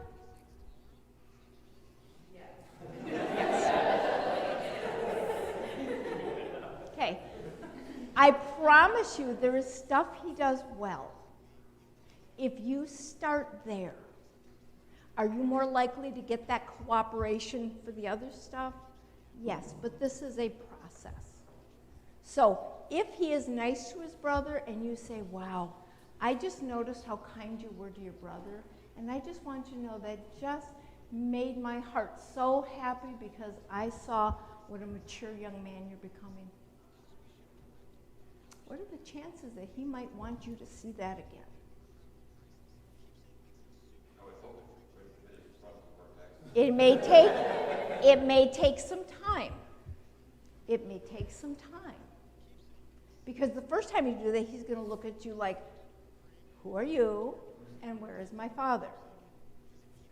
But that's okay. That's okay. Because this is new, right? To that point, when you think about the time that it takes, how do you avoid, I guess, frustration or finding patience, or like what are the techniques that can be used to recognize that that is a process and it does take time? I think you just nailed it. Okay. To recognize that it's a process, and we're not looking for perfection, are we? We're looking for progress. We're looking to improve, because are we going to get perfection this side of heaven? Absolutely not. But over time, and it really doesn't take a whole lot of time, and it will seem, I'm not going to lie, this is going to feel very labor intensive on the front end. But on the other side, wow, you will be amazed at how much better your family functions, how much lower your frustration level is, because you've got a way of feeding the behaviors that you're looking for. I guarantee you, your children are doing things that are amazingly wonderful. But we have to get past the judge, blame, and punish cycle. One thing I do sometimes with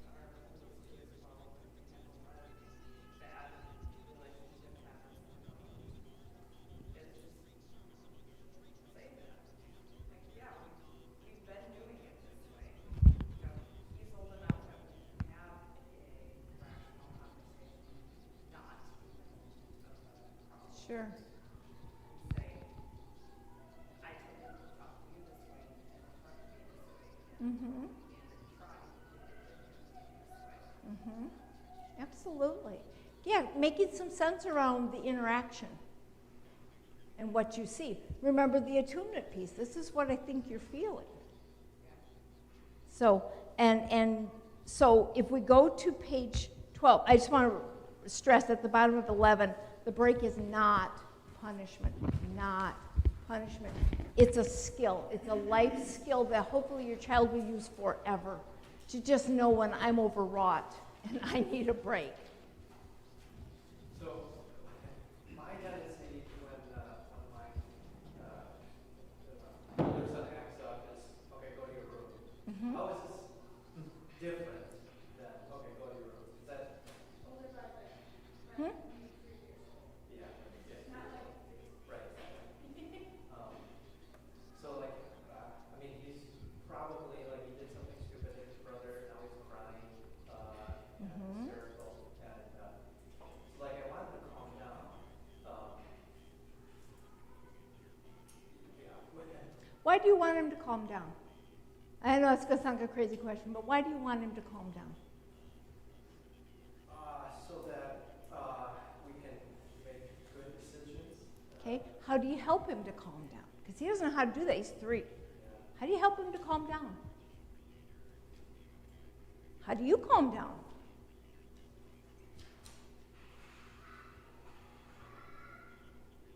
It's really hard to give our children that which we don't have ourselves yet, so we have to figure out, well, how do I calm down? I'm a big proponent of mindfulness breathing. I think a couple of deep breaths can go a long way to calming things down. The amygdala, I'll go back to that, is very tuned into our breath, very tuned into our breath. When you notice yourself feeling tense, just a couple of deep, slow breaths will immediately calm your amygdala down, because when the amygdala thinks you're being attacked by a bear, it begins to flood your muscles with adrenaline and cortisol, because you might have to run from a bear, or you might have to fight a bear. But it doesn't know you're just stressed because your 3-year-old's acting out, right? It doesn't know, and it doesn't care. So we have to talk to that part of our brain, and just even some deep breathing can just like, okay. So that's why a 30-second break, you could implement some breathing. At the next break, I'm going to put some books on the back table for there's relaxation techniques for kids. There are just some books that kids find interesting as far as mental health and anxiety and breathing and mindfulness. We have to develop some coping mechanisms. We have to figure out how to calm us down. Remember, we're the calmer brain. How do we be the calmer brain? Well, we have to cultivate a calmer brain. So, how's your self-care? How's your ability? You know, if you're like most parents, your self-care is close to non-existent. How do you build in some time so that you have it to give? You can't give what you don't have. You cannot pour from an empty cup. So, obviously every situation calls for a break. Not every.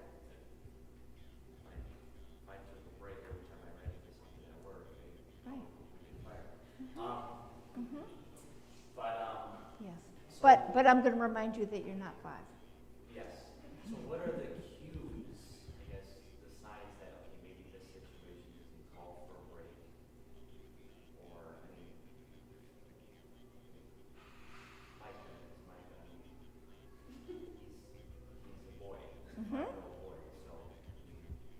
Okay. Can you tell when Micah's ramping up? Yes. How can you tell? How can you tell? Because 1 minute, 1 second he's fine, and then the next second he's like, not fine. Like he's across the road. All right, but are there cues? Is there a facial expression? Is there some body language? What are you noticing? Are there times when he's more likely? Are there times when he's more likely, you know, like he hasn't gotten enough sleep, or he's hungry, or he's excited about something? He's got a brain that does not have even the beginnings of a fully developed prefrontal cortex, so his decision-making skills are nil. They're nil. They don't exist yet. Okay, so this is the piece that I would say, we cannot say, well, if I did that at work, I'd get fired. Your kid is not an adult. They do not have a fully developed adult brain yet. Your goal is to get them there. So you have to work with what you have, and your 2-year-old is different than your 4-year-old, is different than your 8-year-old or your 10-year-old or 12-year-old. And the worst of all is the teenager, because they're adult-sized and you think they should have it together, and they just do not. They just don't. And they really need you to be in relationship with them so you can speak into it. So, you know, how do you know when your wife is mad at you? Well, she doesn't say a word to you, but you know, don't you? Absolutely. How do you know? Seconds. How do you know? Well, She hasn't said a word, remind you. well, it's gotten easier to know because we know each other a lot better now than when we were married. Mm-hmm. First married, so it's because you're around the person. How do you know? What does she do? Be very careful. Sometimes it's like, the welcome home hug, or the welcome home kiss. Okay, so that piece is missing. Have a good day, kiss or hug. Yeah. Eye contact. Yeah, maybe. Eye contact. All Touch together. All behavior is communication, remember. All behavior is communication. And we speak volumes through our nonverbals. The fact that I'm either looking at you or I'm avoiding your glance. My face is sort of red, or I just have that, I think all of us women, we have that face. You know, that face. You know that face. That's how you know. You know. That's attunement. You've attuned to each other, and especially in the beginning of a relationship, we're learning all about each other. I'm suggesting you become students of your children. I have 3 children, 3 different personalities. One size does not fit all. So you're right, with that kiddo, you're kind of heading it off. So you're paying attention, and you're not always going to catch it. So then it's like, well, okay, how do we help him ramp back down? How do we help him without punishing him? Because does he mean to be out of control? No, he really doesn't. In fact, it might look like he's having a great time. He might actually be fairly uncomfortable. He's just doing what he's trying to do to regulate his body. Movement is how children regulate their emotions. We do it through smoking, drinking, eating, gambling, internet shopping. That's how we regulate our emotions as human beings. Hopefully, we're also doing it through prayer and exercise and really good, healthy behaviors. This is, when you see a kid pinging off the wall, I guarantee you they're regulating their emotions, and they're doing it the only way they know how, and they don't even know they're doing it. So honestly, I'm my mom, so this is going to be something that I would like to implement. Sure. I love the idea, so I just want to make sure I'm understanding it correctly. So you're taking that 30 seconds to sit in the rocking chair in the living room and just breathe calmly for 30 seconds. Yep. Basically. And you're going to teach them some breathing techniques. Right, and I mean, I say that all the time. Like, you know, they're crying hysterically. Take a deep breath. Yep. Breathe. You know, I Excellent. do that already. And okay, so then after that 30 seconds is when you take the opportunity to say, let's do a do-over. Let's Try you that know, over. go do something different so we forget what just happened. Something like that. Yep. Am I understanding it correctly? Yes, you are. Okay. Let me add a key component here. This is really, really important. I'm going to allude back to my discussion about childhood emotional neglect. Here's what we do to our children. Our children have big emotions, and they set ours off. When my children are crying, it hurts my heart. I just want it to stop because it really upsets me. But we have to allow our children to have their emotions. So what do we teach kids? Don't cry. It'll be okay. Oh, you're just overreacting. I can guarantee you that the 4-year-old's problems are just as big to them as my 60-year-old problems are to me. And when we say, oh, you're just overreacting, this, oh, for heaven's sakes, really?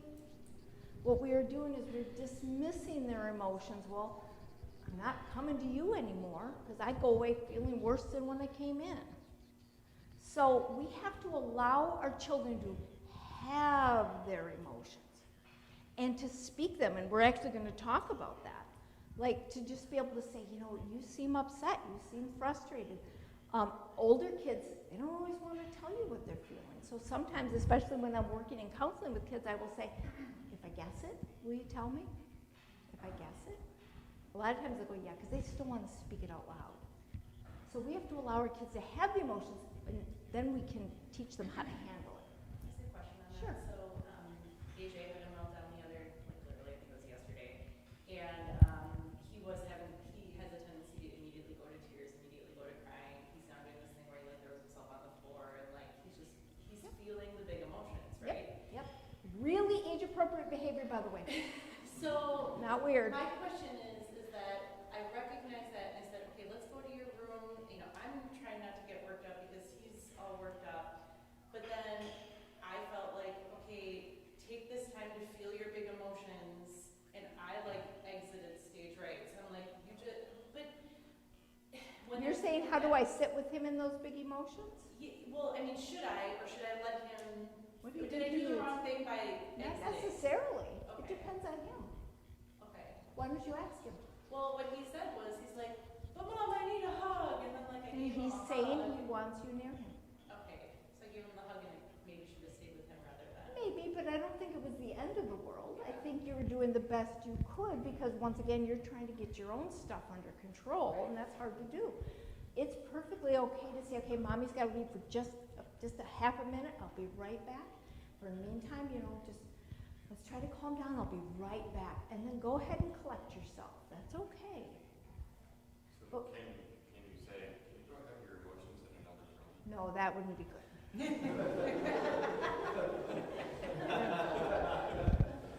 But sometimes I find that I have to go in another room as much as I I'd understand. like to sit there with him. My emotions are so big around the fact that he's having these big emotions. It's a challenge for sure. I can't be there. Right, so figuring out what you need to do to meet your need is a big part of this. You cannot give what you don't have. So figuring out what are the calming mechanisms so that I can try to be there to the degree that I can be there. Remember, we're doing the best we can. There is no perfect here. There is no perfect. So don't think for a second that that's where we're trying to get. We want to improve, we want to make it better. But perfection is not where we're at. So going with the example of, I'll just use the one of me meeting my brother, because that was like, That never happened. that was like never happened. hourly almost, growing up. And, we didn't do breaks obviously back then. But I think after we got calmed down, we'll call that the break, Mm-hmm. maybe that day or that time, even after the break, it just wasn't time to try to figure that out. Mm-hmm. And I think maybe with boys a little bit different with girls. Oh, absolutely. Like, if somebody was messing with me, and my older brother saw that, and he would do the exact same thing. If Mm-hmm. somebody else was doing it, I mean, sorry for the expression, but there was hell to pay. Oh, yeah. Because that's my brother. That's my job. You're taking Yes. my job. So, Yep. You're spot on. That kind of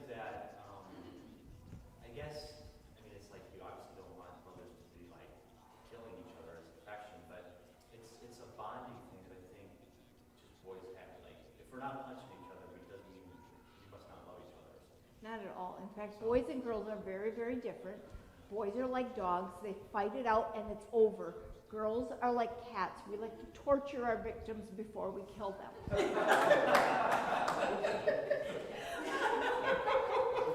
And we don't all grow it necessarily, but we should. So, yes. And the thing is this is this wonderful purpose that siblings serve. So is there going to be arguments and rivalries and stuff? You bet. And you're not going to be able to really avoid that. You can mitigate it. But here's the thing. Siblings are the people we get to try out relationships with, and they have to love us no matter what. So we get to be a jerk, and we get to apologize, and we get to figure out what that looks like. So I think siblings have this amazing role for each other.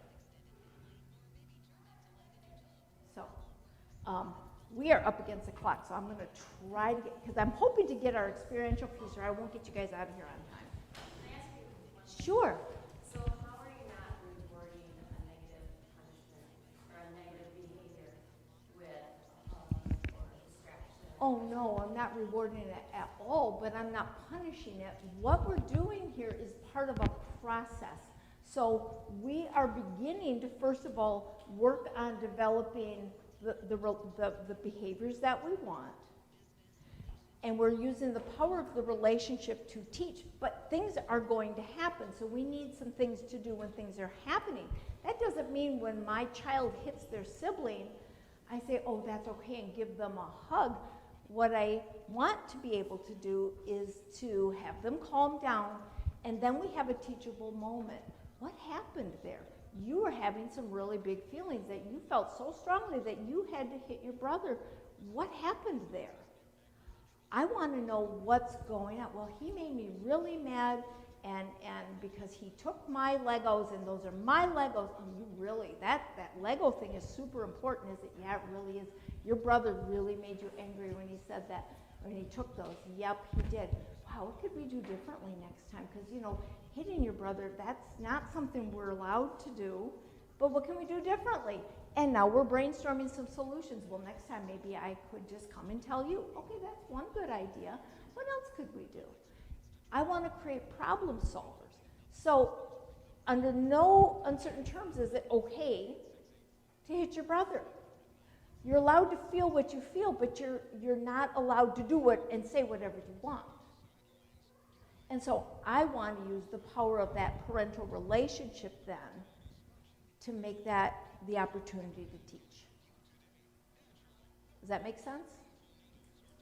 I know, this is sort of different than the way we're used to, and this, like I said, it does take some time, there's no question. So for younger children, you can kind of avoid some of the opposition by, don't start your answer with just plain old no. Don't start the question with the child's name, because the child knows that the minute my name comes out, that can't be good. Ask a how question. How could you do this differently? Remember, we're trying to teach.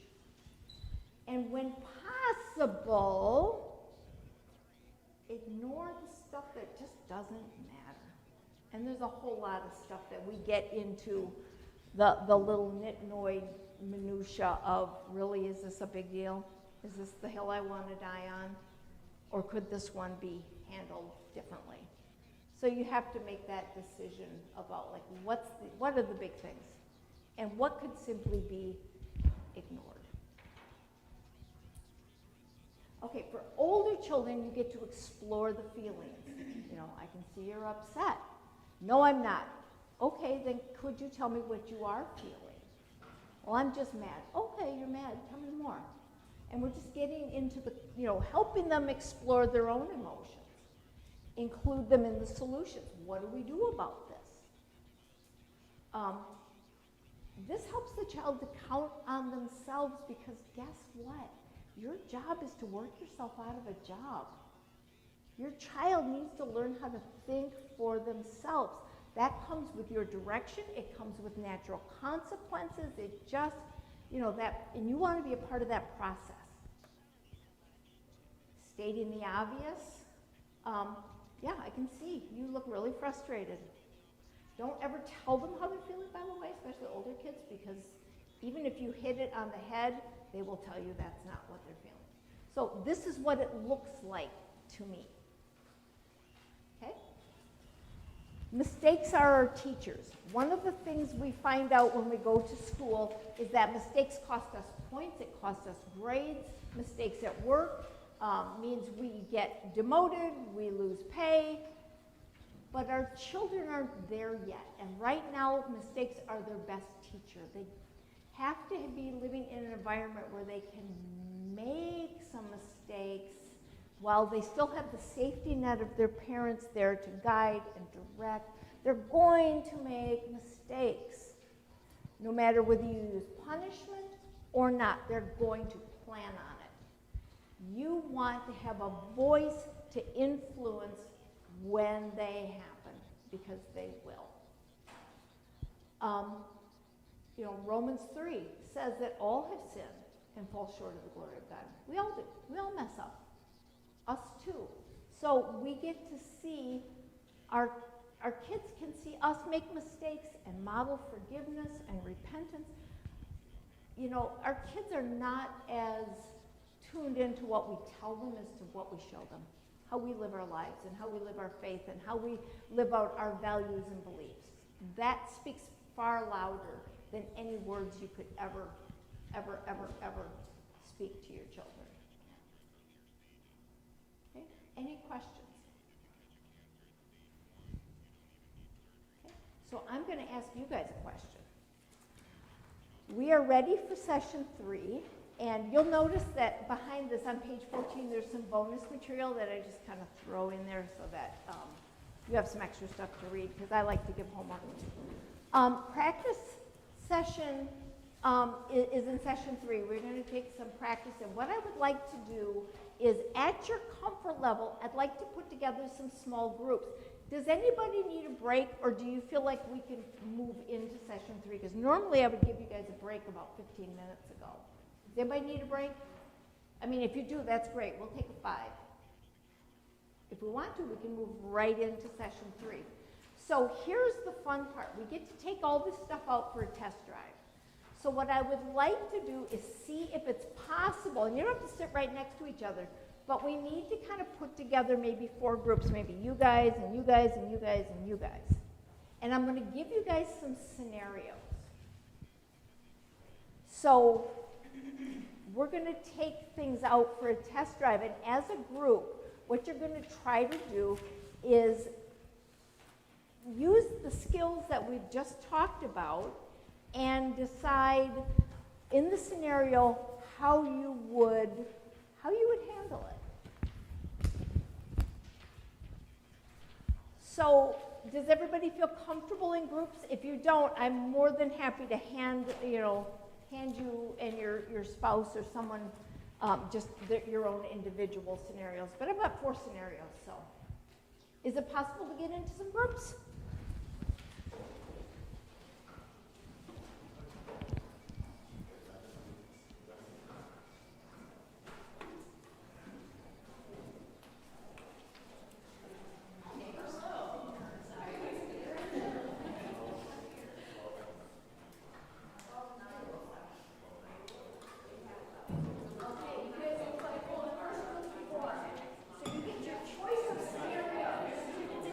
So you are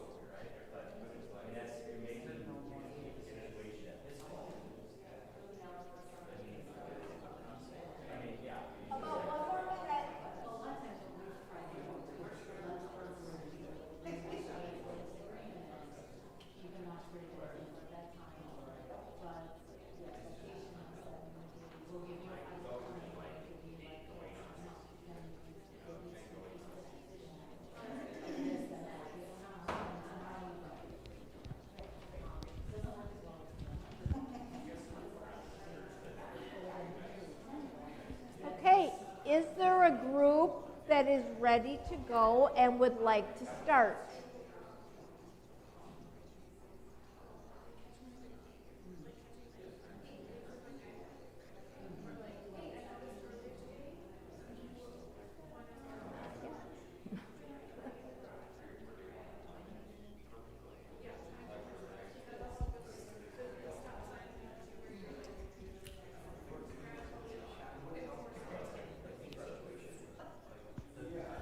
All right, I am looking for a group to volunteer to go first to share their scenario and their solutions. Anybody? Nobody volunteers. You know how this works.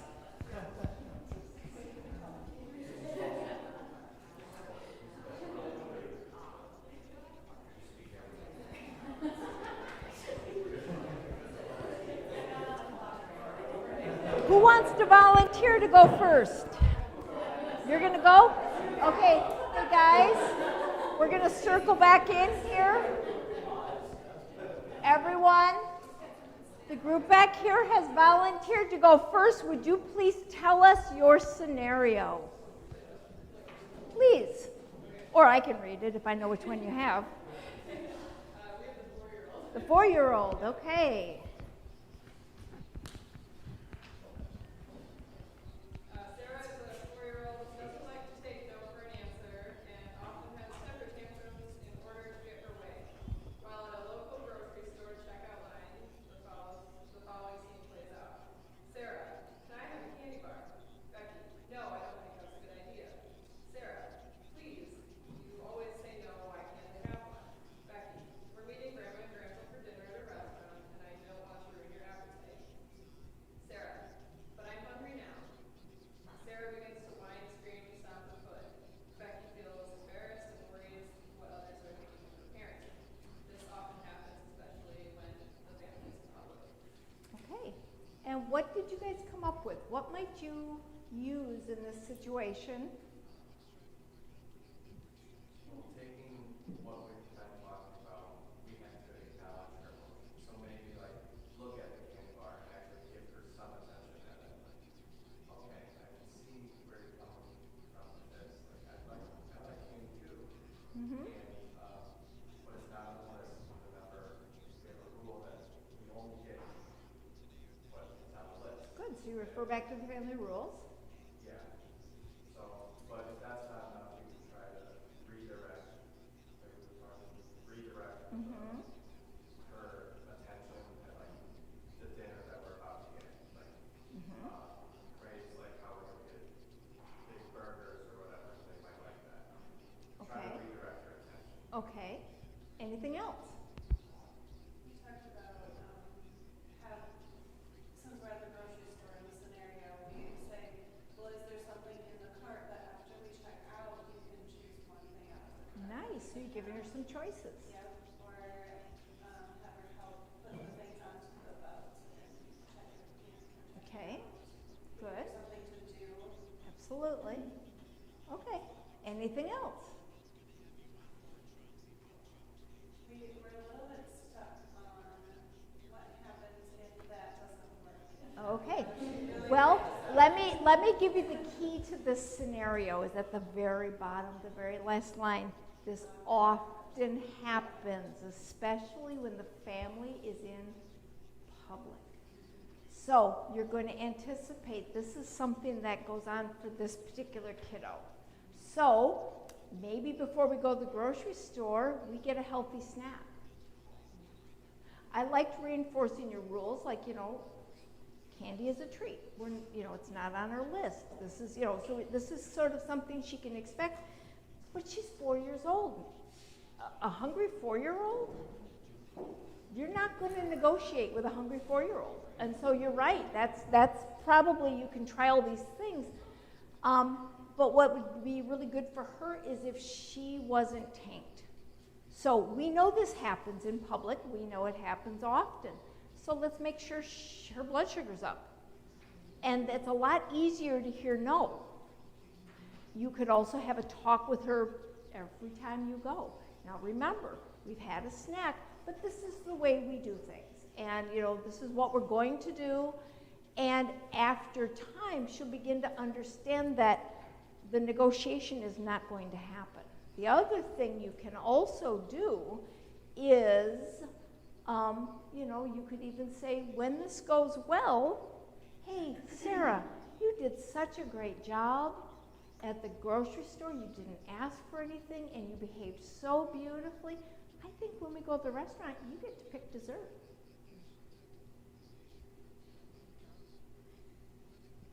So, one of the things I think that we have done in the past, and it feels kind of like a trap, is that if you do this, then there's a reward, right? So like, hey, this is always a big deal when you go to the store. If you can get through this experience without a meltdown, then you'll get Yep.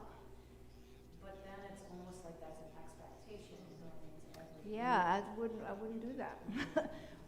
That's where the family rules come from. They help make the rules, so they already know the rules. But you're going to understand. I used to be in this building. I was a 4-year-old preschool teacher. The state ratio was 14 4-year-olds to 1 adult. You don't have time to negotiate with everybody. So you have to set the expectation and then take the authority. And that's doable. So we're going to have a snack. It's our rule that we stick to the list because we put this rule together. But then if you want to be an awesome, nice parent, when that's done and you give your heartfelt appreciation, if then you want to say, you know what, I think you've earned this thing. But the expectation isn't there. But if that happens from time to time, doesn't that feel great? That might happen. I don't know, might not. So you don't have to do it all the time, but you could if you wanted to. I think the question, especially the last sentence, hits on something that's super important. The fact that it only happens in public.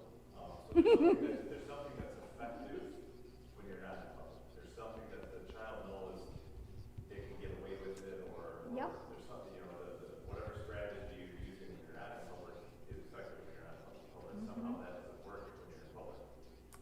Maybe it's a bad strategy, whatever, but the child knows they can get away with it, so that's part of how it becomes. They're smart, aren't they? Can you talk about that a little bit, or how you... Sure. Well, first of all, understand that our kids are brilliant. They're watching us, and they know that, they're tuned into us. We're talking about attunement to them. You think they're not tuned into us? They sure are. They are watching our facial expressions, our body language, what we say, what we do, because they want to see what's happening. So they know we're embarrassed in public. They know that I might get my way because they don't think of it this way, but we're afraid as parents that this is going on our parenting report card and that all these other people are judging us. And let me take that one off your plate because I'm a grandma and I can tell you that when I see the meltdown happening in the grocery store, I just have sympathy. I've been there. Any parent has been there. We are all in the same leaky rowboat, sometimes with a kid whose amygdala is out of control, they're dysregulated, we're doing the best we can. Under the best of circumstances, there's going to be times when your kids have a meltdown. Same thing happens in church, by the way. I love to hear kids crying in church because that means they're in church. So if your kid is fussing in church, I can tell you that the people my age, except for those grumpy ones that give you the disapproving looks, and you can just ignore them because they don't count. They get it. We've all been there. So we have to stop worrying so much about what everybody else thinks of us and just deal with your child. So if they're having a meltdown, I guarantee you your kid is not the first. Couldn't you ignore their behavior? Well, you know what? You can to a certain degree. In other words, you don't have to give energy to a temper tantrum. And they do happen in grocery stores. So sometimes, I hate to say this, but sometimes it might be a matter of not punishing, not yelling, not scolding, but going, you know what? Maybe we just need to go home. Maybe we just need to go home. Or you could take my tactic. I used to try to never take my kids to the grocery store. I thought grocery store was like a vacation because it was the time I got to go out without the kids. It was like awesome. So, you know, but at some point, we have to take our kids to the store and to church, and they have to learn how to handle public. But understand that a 4-year-old is overwhelmed easily. They're really overwhelmed easily. And when our kids are acting out to that degree, they're not doing it because they're just having a great time. They're struggling. And that's what I'm saying. If we understand what's happening, they're struggling. They have a problem. They don't know how to handle it because they're 4 years old, 6 years old, 9 years old, or even teenagers. They don't know what to do, so they're handling it badly. So we have to help them. I would say probably one of the worst things you can do is actually give them the candy bar. Oh yeah, don't do that. They learn that manipulation, temper tantrums get so much. Absolutely. In fact, that should be the go-to, is that the minute that happens, that's off the table. Because if you pay off like a slot machine every time, yeah, you're right. That's a really good point. All right, good job, guys. Okay, what group would like to be next?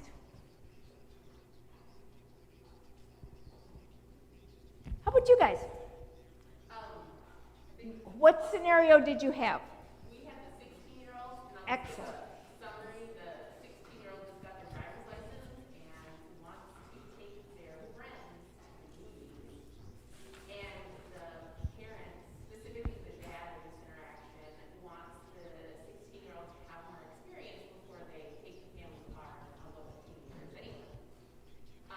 So they have an interaction, and the son ends with, no fear, your mom are ruining your life. And the dad says, you think so? Well, now you can wait a month before you can use the car for any reason. The dad feels his son is ungrateful, and the kid feels his father doesn't understand anything about his life. They're both angry and disconnected. Okay, so what did you guys come up with? Jen had a really good point about knowing this event is going to happen and having to communicate it ahead of time what the expectations are. Excellent. That when you get your license, this is what boundaries you're going to have, what rules you're going to have, and reasons for it. Good. Okay, anything else? Probably communicating why the decision was made so that he understands what the potential problem is, so that you can communicate what the father's thinking. And I mean, he as a father would say, but I understand. I was a teenager once too. I was 16-year-olds. Yep. 16-year-old dressed with a driver's license and wanted to take my friend's license too, and there were restrictions. We want to make sure that you're safe and making good decisions. You need to practice. And knowing my son now, he'd say, but I'm not going to do that now. Well, I was going to say, I don't know the 16-year-old that would say, why, Father, you are wise. I think that makes perfect sense. They don't care that you were once 16-year-old because that doesn't exist in their frame of reference. However, having the expectation is super important. But yeah, I get that you're feeling this way was a really good piece. Now, what can we do to help him with this idea that you don't understand anything about my life? Because at 16-year-old, you think you can hear the grass grow.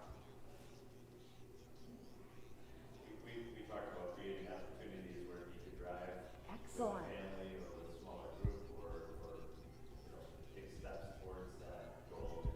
Absolutely. So you give him a way to scaffold up to the place he would like to be. Okay. I wonder if Dad could say, I get that you want to drive your friends, and I guess I'm sort of the buzzkill, but what if I go along? But you can drive, but I'll be in the car.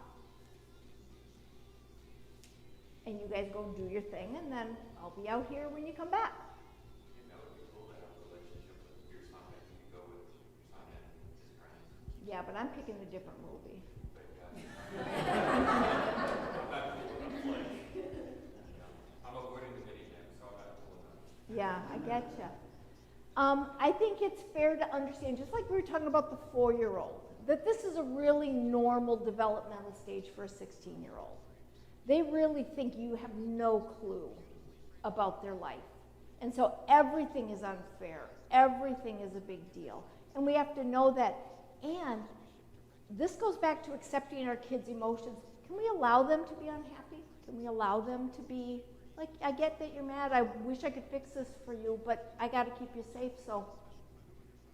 But it's perfectly okay that you feel angry and upset. I get it. Can we just allow them and attune to the feeling? Now, does that make his problem go away? No, it doesn't. He's got a problem he wants to drive. But I'm not calling, Child Protective Services on Tim's parents because Tim didn't get what he wanted.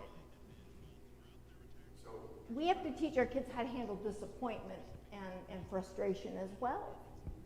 would it be the worst thing to actually say, oh, you can go, maybe I'm being a little overprotective, and there are consequences for making bad decisions, don't do stupid stuff, but Help me understand that. What do you mean? You're willing to let him drive by himself and maybe I meet guess his I'm friends saying there? that maybe it possibly, I mean, I could say, look, you're 16, you're getting to the point where you need to make your decisions, and, I can't make your decision for you the rest of your life. So, why go? Much like the antithesis of, never give me a candy bar. Right. It could be, now you're 16, and I don't think you're ready for it. Yep. But you know what? If you want to make this decision, just remember, make stupid choices, get stupid prizes. So don't do stupid stuff on the road. And good luck. And if you felt comfortable with that, I think I wouldn't either. I wouldn't either. But what if it went something along the lines of a candy bar is a privilege, so is a car. So is a car.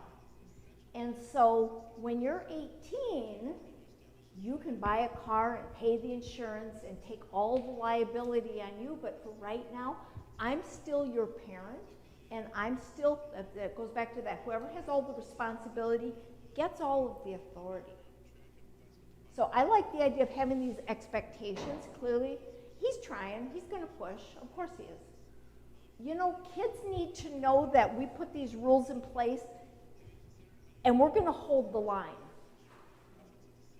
And they don't always like you. Your job is not to be their friend. So you got to be okay with your kids being mad at you sometimes, because someday, just like we talked about, like my parents were so much smarter as my kids got older, someday they are going to get this. But maybe we just need to empathize and say, I get it, and I'm sorry, bud, the answer is no.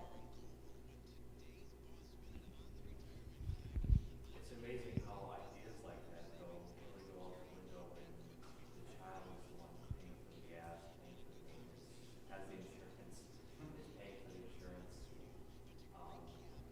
I know I had all sorts of ideas that I wanted to do with my car, and then my dad said, okay, you need to pay the insurance now. If you get a ticket, you pay the ticket. And I had a lot less friends. Yeah. From that age. Well, the problem is until they're 18, you are liable. Yeah, that's what's so hard. Scary as heck. One of the things that I would suggest to anybody with a kid who is driving is take them driving and driving and driving and driving as much as you possibly can, and give them as much experience as possible. But in this particular case, yeah, this will come, if they were talking, if that connection and those expectations and that relationship were built, I think that Tim would feel less misunderstood. He wouldn't like it, but he wouldn't feel disconnected and as angry. Okay, and I'm not going to get you guys out of here on time. I am so sorry. I tried to do that. Okay, how about the next scenario? We've got two more left. We've got a 9-year-old and a 14-year-old. You guys? Okay. The 9-year-old, and he's always using bad language, using the new household stuff. And then there's a situation when it's bedtime, he's on the iPad, dad wants him to get off. The situation ensues, and he agrees to get off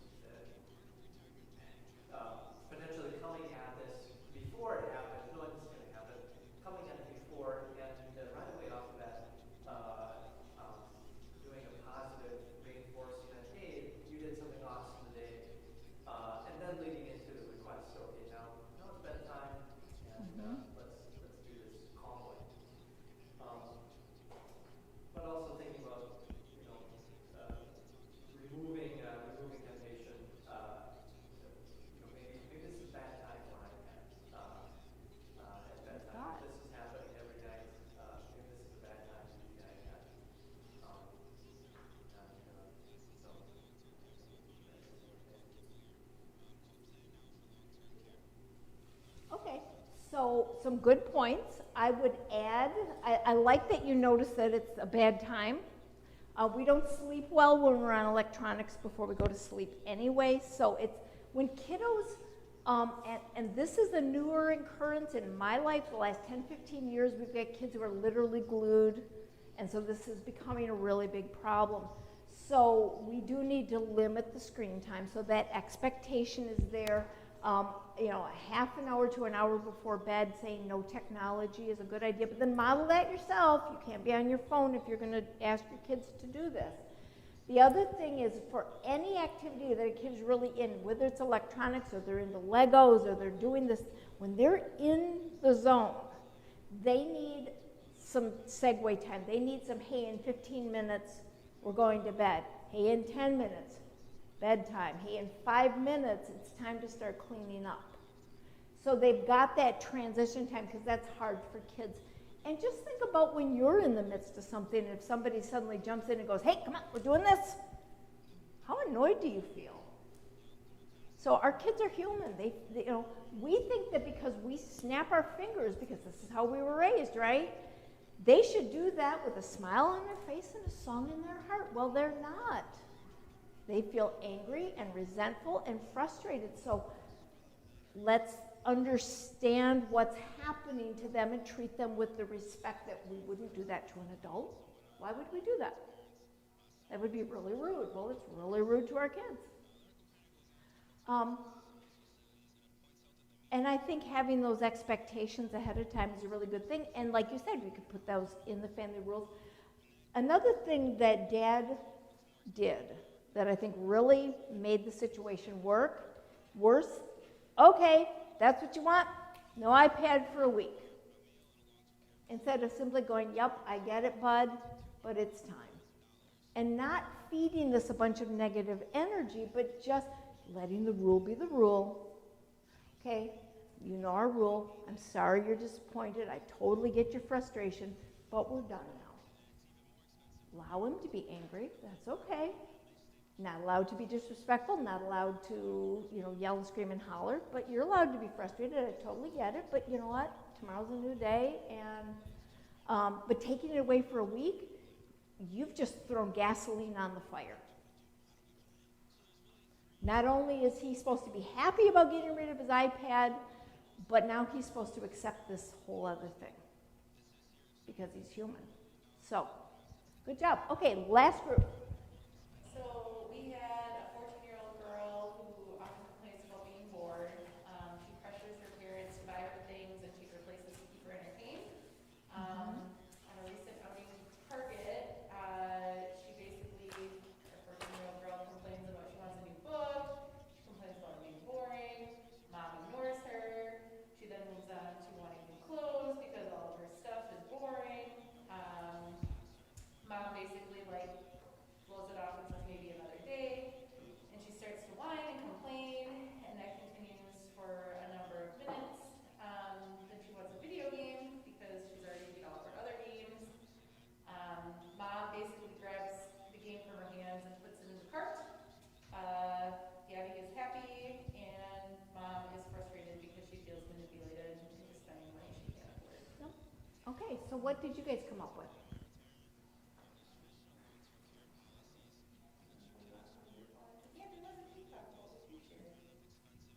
Make it a rule that you keep to like a list when you're in a store. You don't complain or Same as ask the grocery store. demands in the store. And if there's consequences if she's, I guess, acting out Sure. in the store. You think she's doing it in public for the same reason the 4-year-old? You suppose this has probably been going on for a long time? Another thing is you can figure out the root cause of why she seems to want it. Maybe her friends have new cool gadgets. Maybe Sure. she's feeling insecure that my friends aren't going to like me because I don't have the latest, greatest toys. Maybe this new trend at school, I don't have this type of jeans, and the style changed. And Yep. Also, if you want this, start doing stuff around the house too. Ooh, I like that. Earn money for it. Yeah, you're going to empower her to maybe buy her own. I like it. Gabby has been doing this for a long time, and she knows how long it takes to wear mom down. So to have the conversation, making the family rules, this is, you know, before we make any purchases, we only buy what we plan on. So if you need these things, we're going to have a conversation around that. To attune to some of these, mine are all boring. Wow, you're really bored. What's going on? What do you need? And when I said that, my mom gave me work to do, and that wasn't all bad. But, you know, what's going on? Well, she's 14 years old. Everything is a big deal to teenagers, and being with friends and all that, that's huge. It's just a part of their world right now. So we're going to understand that this is where she's at, but that doesn't mean that we pay off, that we give her exactly what she wants. I love the idea that she has the opportunity to earn that. I think that gives her a sense of agency for sure. Personal finance nerd over here. I was also going to say, in addition to giving her the opportunity to earn it, inviting her in when the mom or the parents are making the budget. And Oh, I love it. helping her understand, like, this is how much we set aside for clothing each month. So if we want to help you spend that, then you got to help budget through it and not ask for something every time we leave the house. Excellent. Yeah, I love it. I love it. I'm a big believer in chores. I'm a big believer in the children need to contribute at whatever age. If all the 2 or 3 year old can do is put the shoes by the door, I'm cool with that. As they get older, they take on things because remember, you're not raising children, you're raising adults. And so that sense of I can do things that impact the rest of the family is really important. So I liked the comment. I was thinking of about the car. Like when I had to pay for it, all that changed. My oldest daughter, I remember when she was in high school, there was this thing about socks. And the socks had to absolutely match the shirt. And it was a catastrophe if it didn't. She was a teenager. When she went out on her own, like any old pair of socks was just great. So there's a part of this that she has expectations that might be unrealistic. And so once again, the power of the relationship allows you to make that influence that, to begin to, maybe there's some materialistic thinking that needs to be dealt with or something along those lines. So, all right, you guys did great. There's 2 things at the end, and then I'm going to ask Pastor to close us, and I do apologize for keeping you late, but you guys did such great questions. In the back, you will see 2 pieces of paper that are colored. One is reminders from your child. That's just a little bit of bonus material to help you when this implementing these skills gets a little difficult. The yellow page, only if you feel like it. I love feedback, like what worked for you here, what didn't work for you here. Don't be afraid to tell me the stuff I did wrong, because for me, feedback is a really helpful thing. I don't get insulted or hurt feelings by it at all. On the back table, there is a sign-up form that Pastor had mentioned before. I do a weekly newsletter called In the Moment Notes every Friday. I aggregate 6 to 10 articles on parenting and marriage and relationships. And I don't like to spam anybody. So I have most of your emails, but I'm not going to give it to you unless you want it. So there's a sheet back there if you want it, if you're not already getting it. Plus, Pastor had mentioned that in the future, this congregation is hoping to do other parenting things. And if you'd like to be notified about that, you're simply going to write the word yes next to your name and email. Let's see, the last thing, I do have some books on the back table. If you're interested, take a look. These are some books that I will use with children, talking about emotions and feelings. So if you're looking for resources for your home, there's just some of my favorites back there that I like to use. So I guess I will ask, are there any last questions for the group? And I'll hang out here for a little while in case you have something you'd like to ask me privately. So, okay, Pastor? Thank you so much. Can we thank our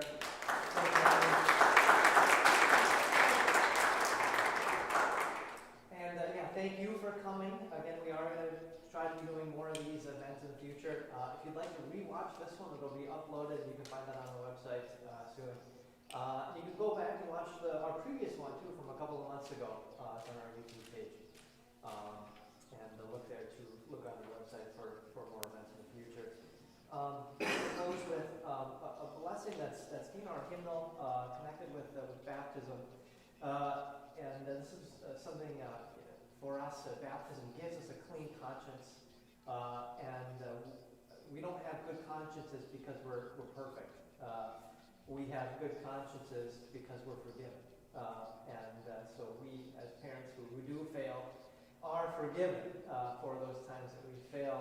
And so one of the blessings that's connected with that in our hymnal is this. It says, God enable you to do this faithful and loving work. And by His grace may He fulfill what we are unable to do. So may God, by His grace, fulfill what we are unable to do as parents. So let's close in prayer and we'll ask God's blessing. Heavenly Father, you've established our homes. You've established our families. You've given us children as a heritage from you, as a blessing from you. Thank you for this wonderful gift. We ask you to equip us in our vocations, to serve our families, those you have given to us. Encourage us in our vocations and our daily lives, and remind us that we too are forgiven for Jesus' sake, your Son. We ask all this in His name. Amen. And I'll point out too, you've got books in the back. I do. Right? I do. And we've got some books back there as well, right below the Welcome TV. There's a couple of books there. Some you can buy, some you can, if you want to check out and return at whatever point, you're welcome to do so.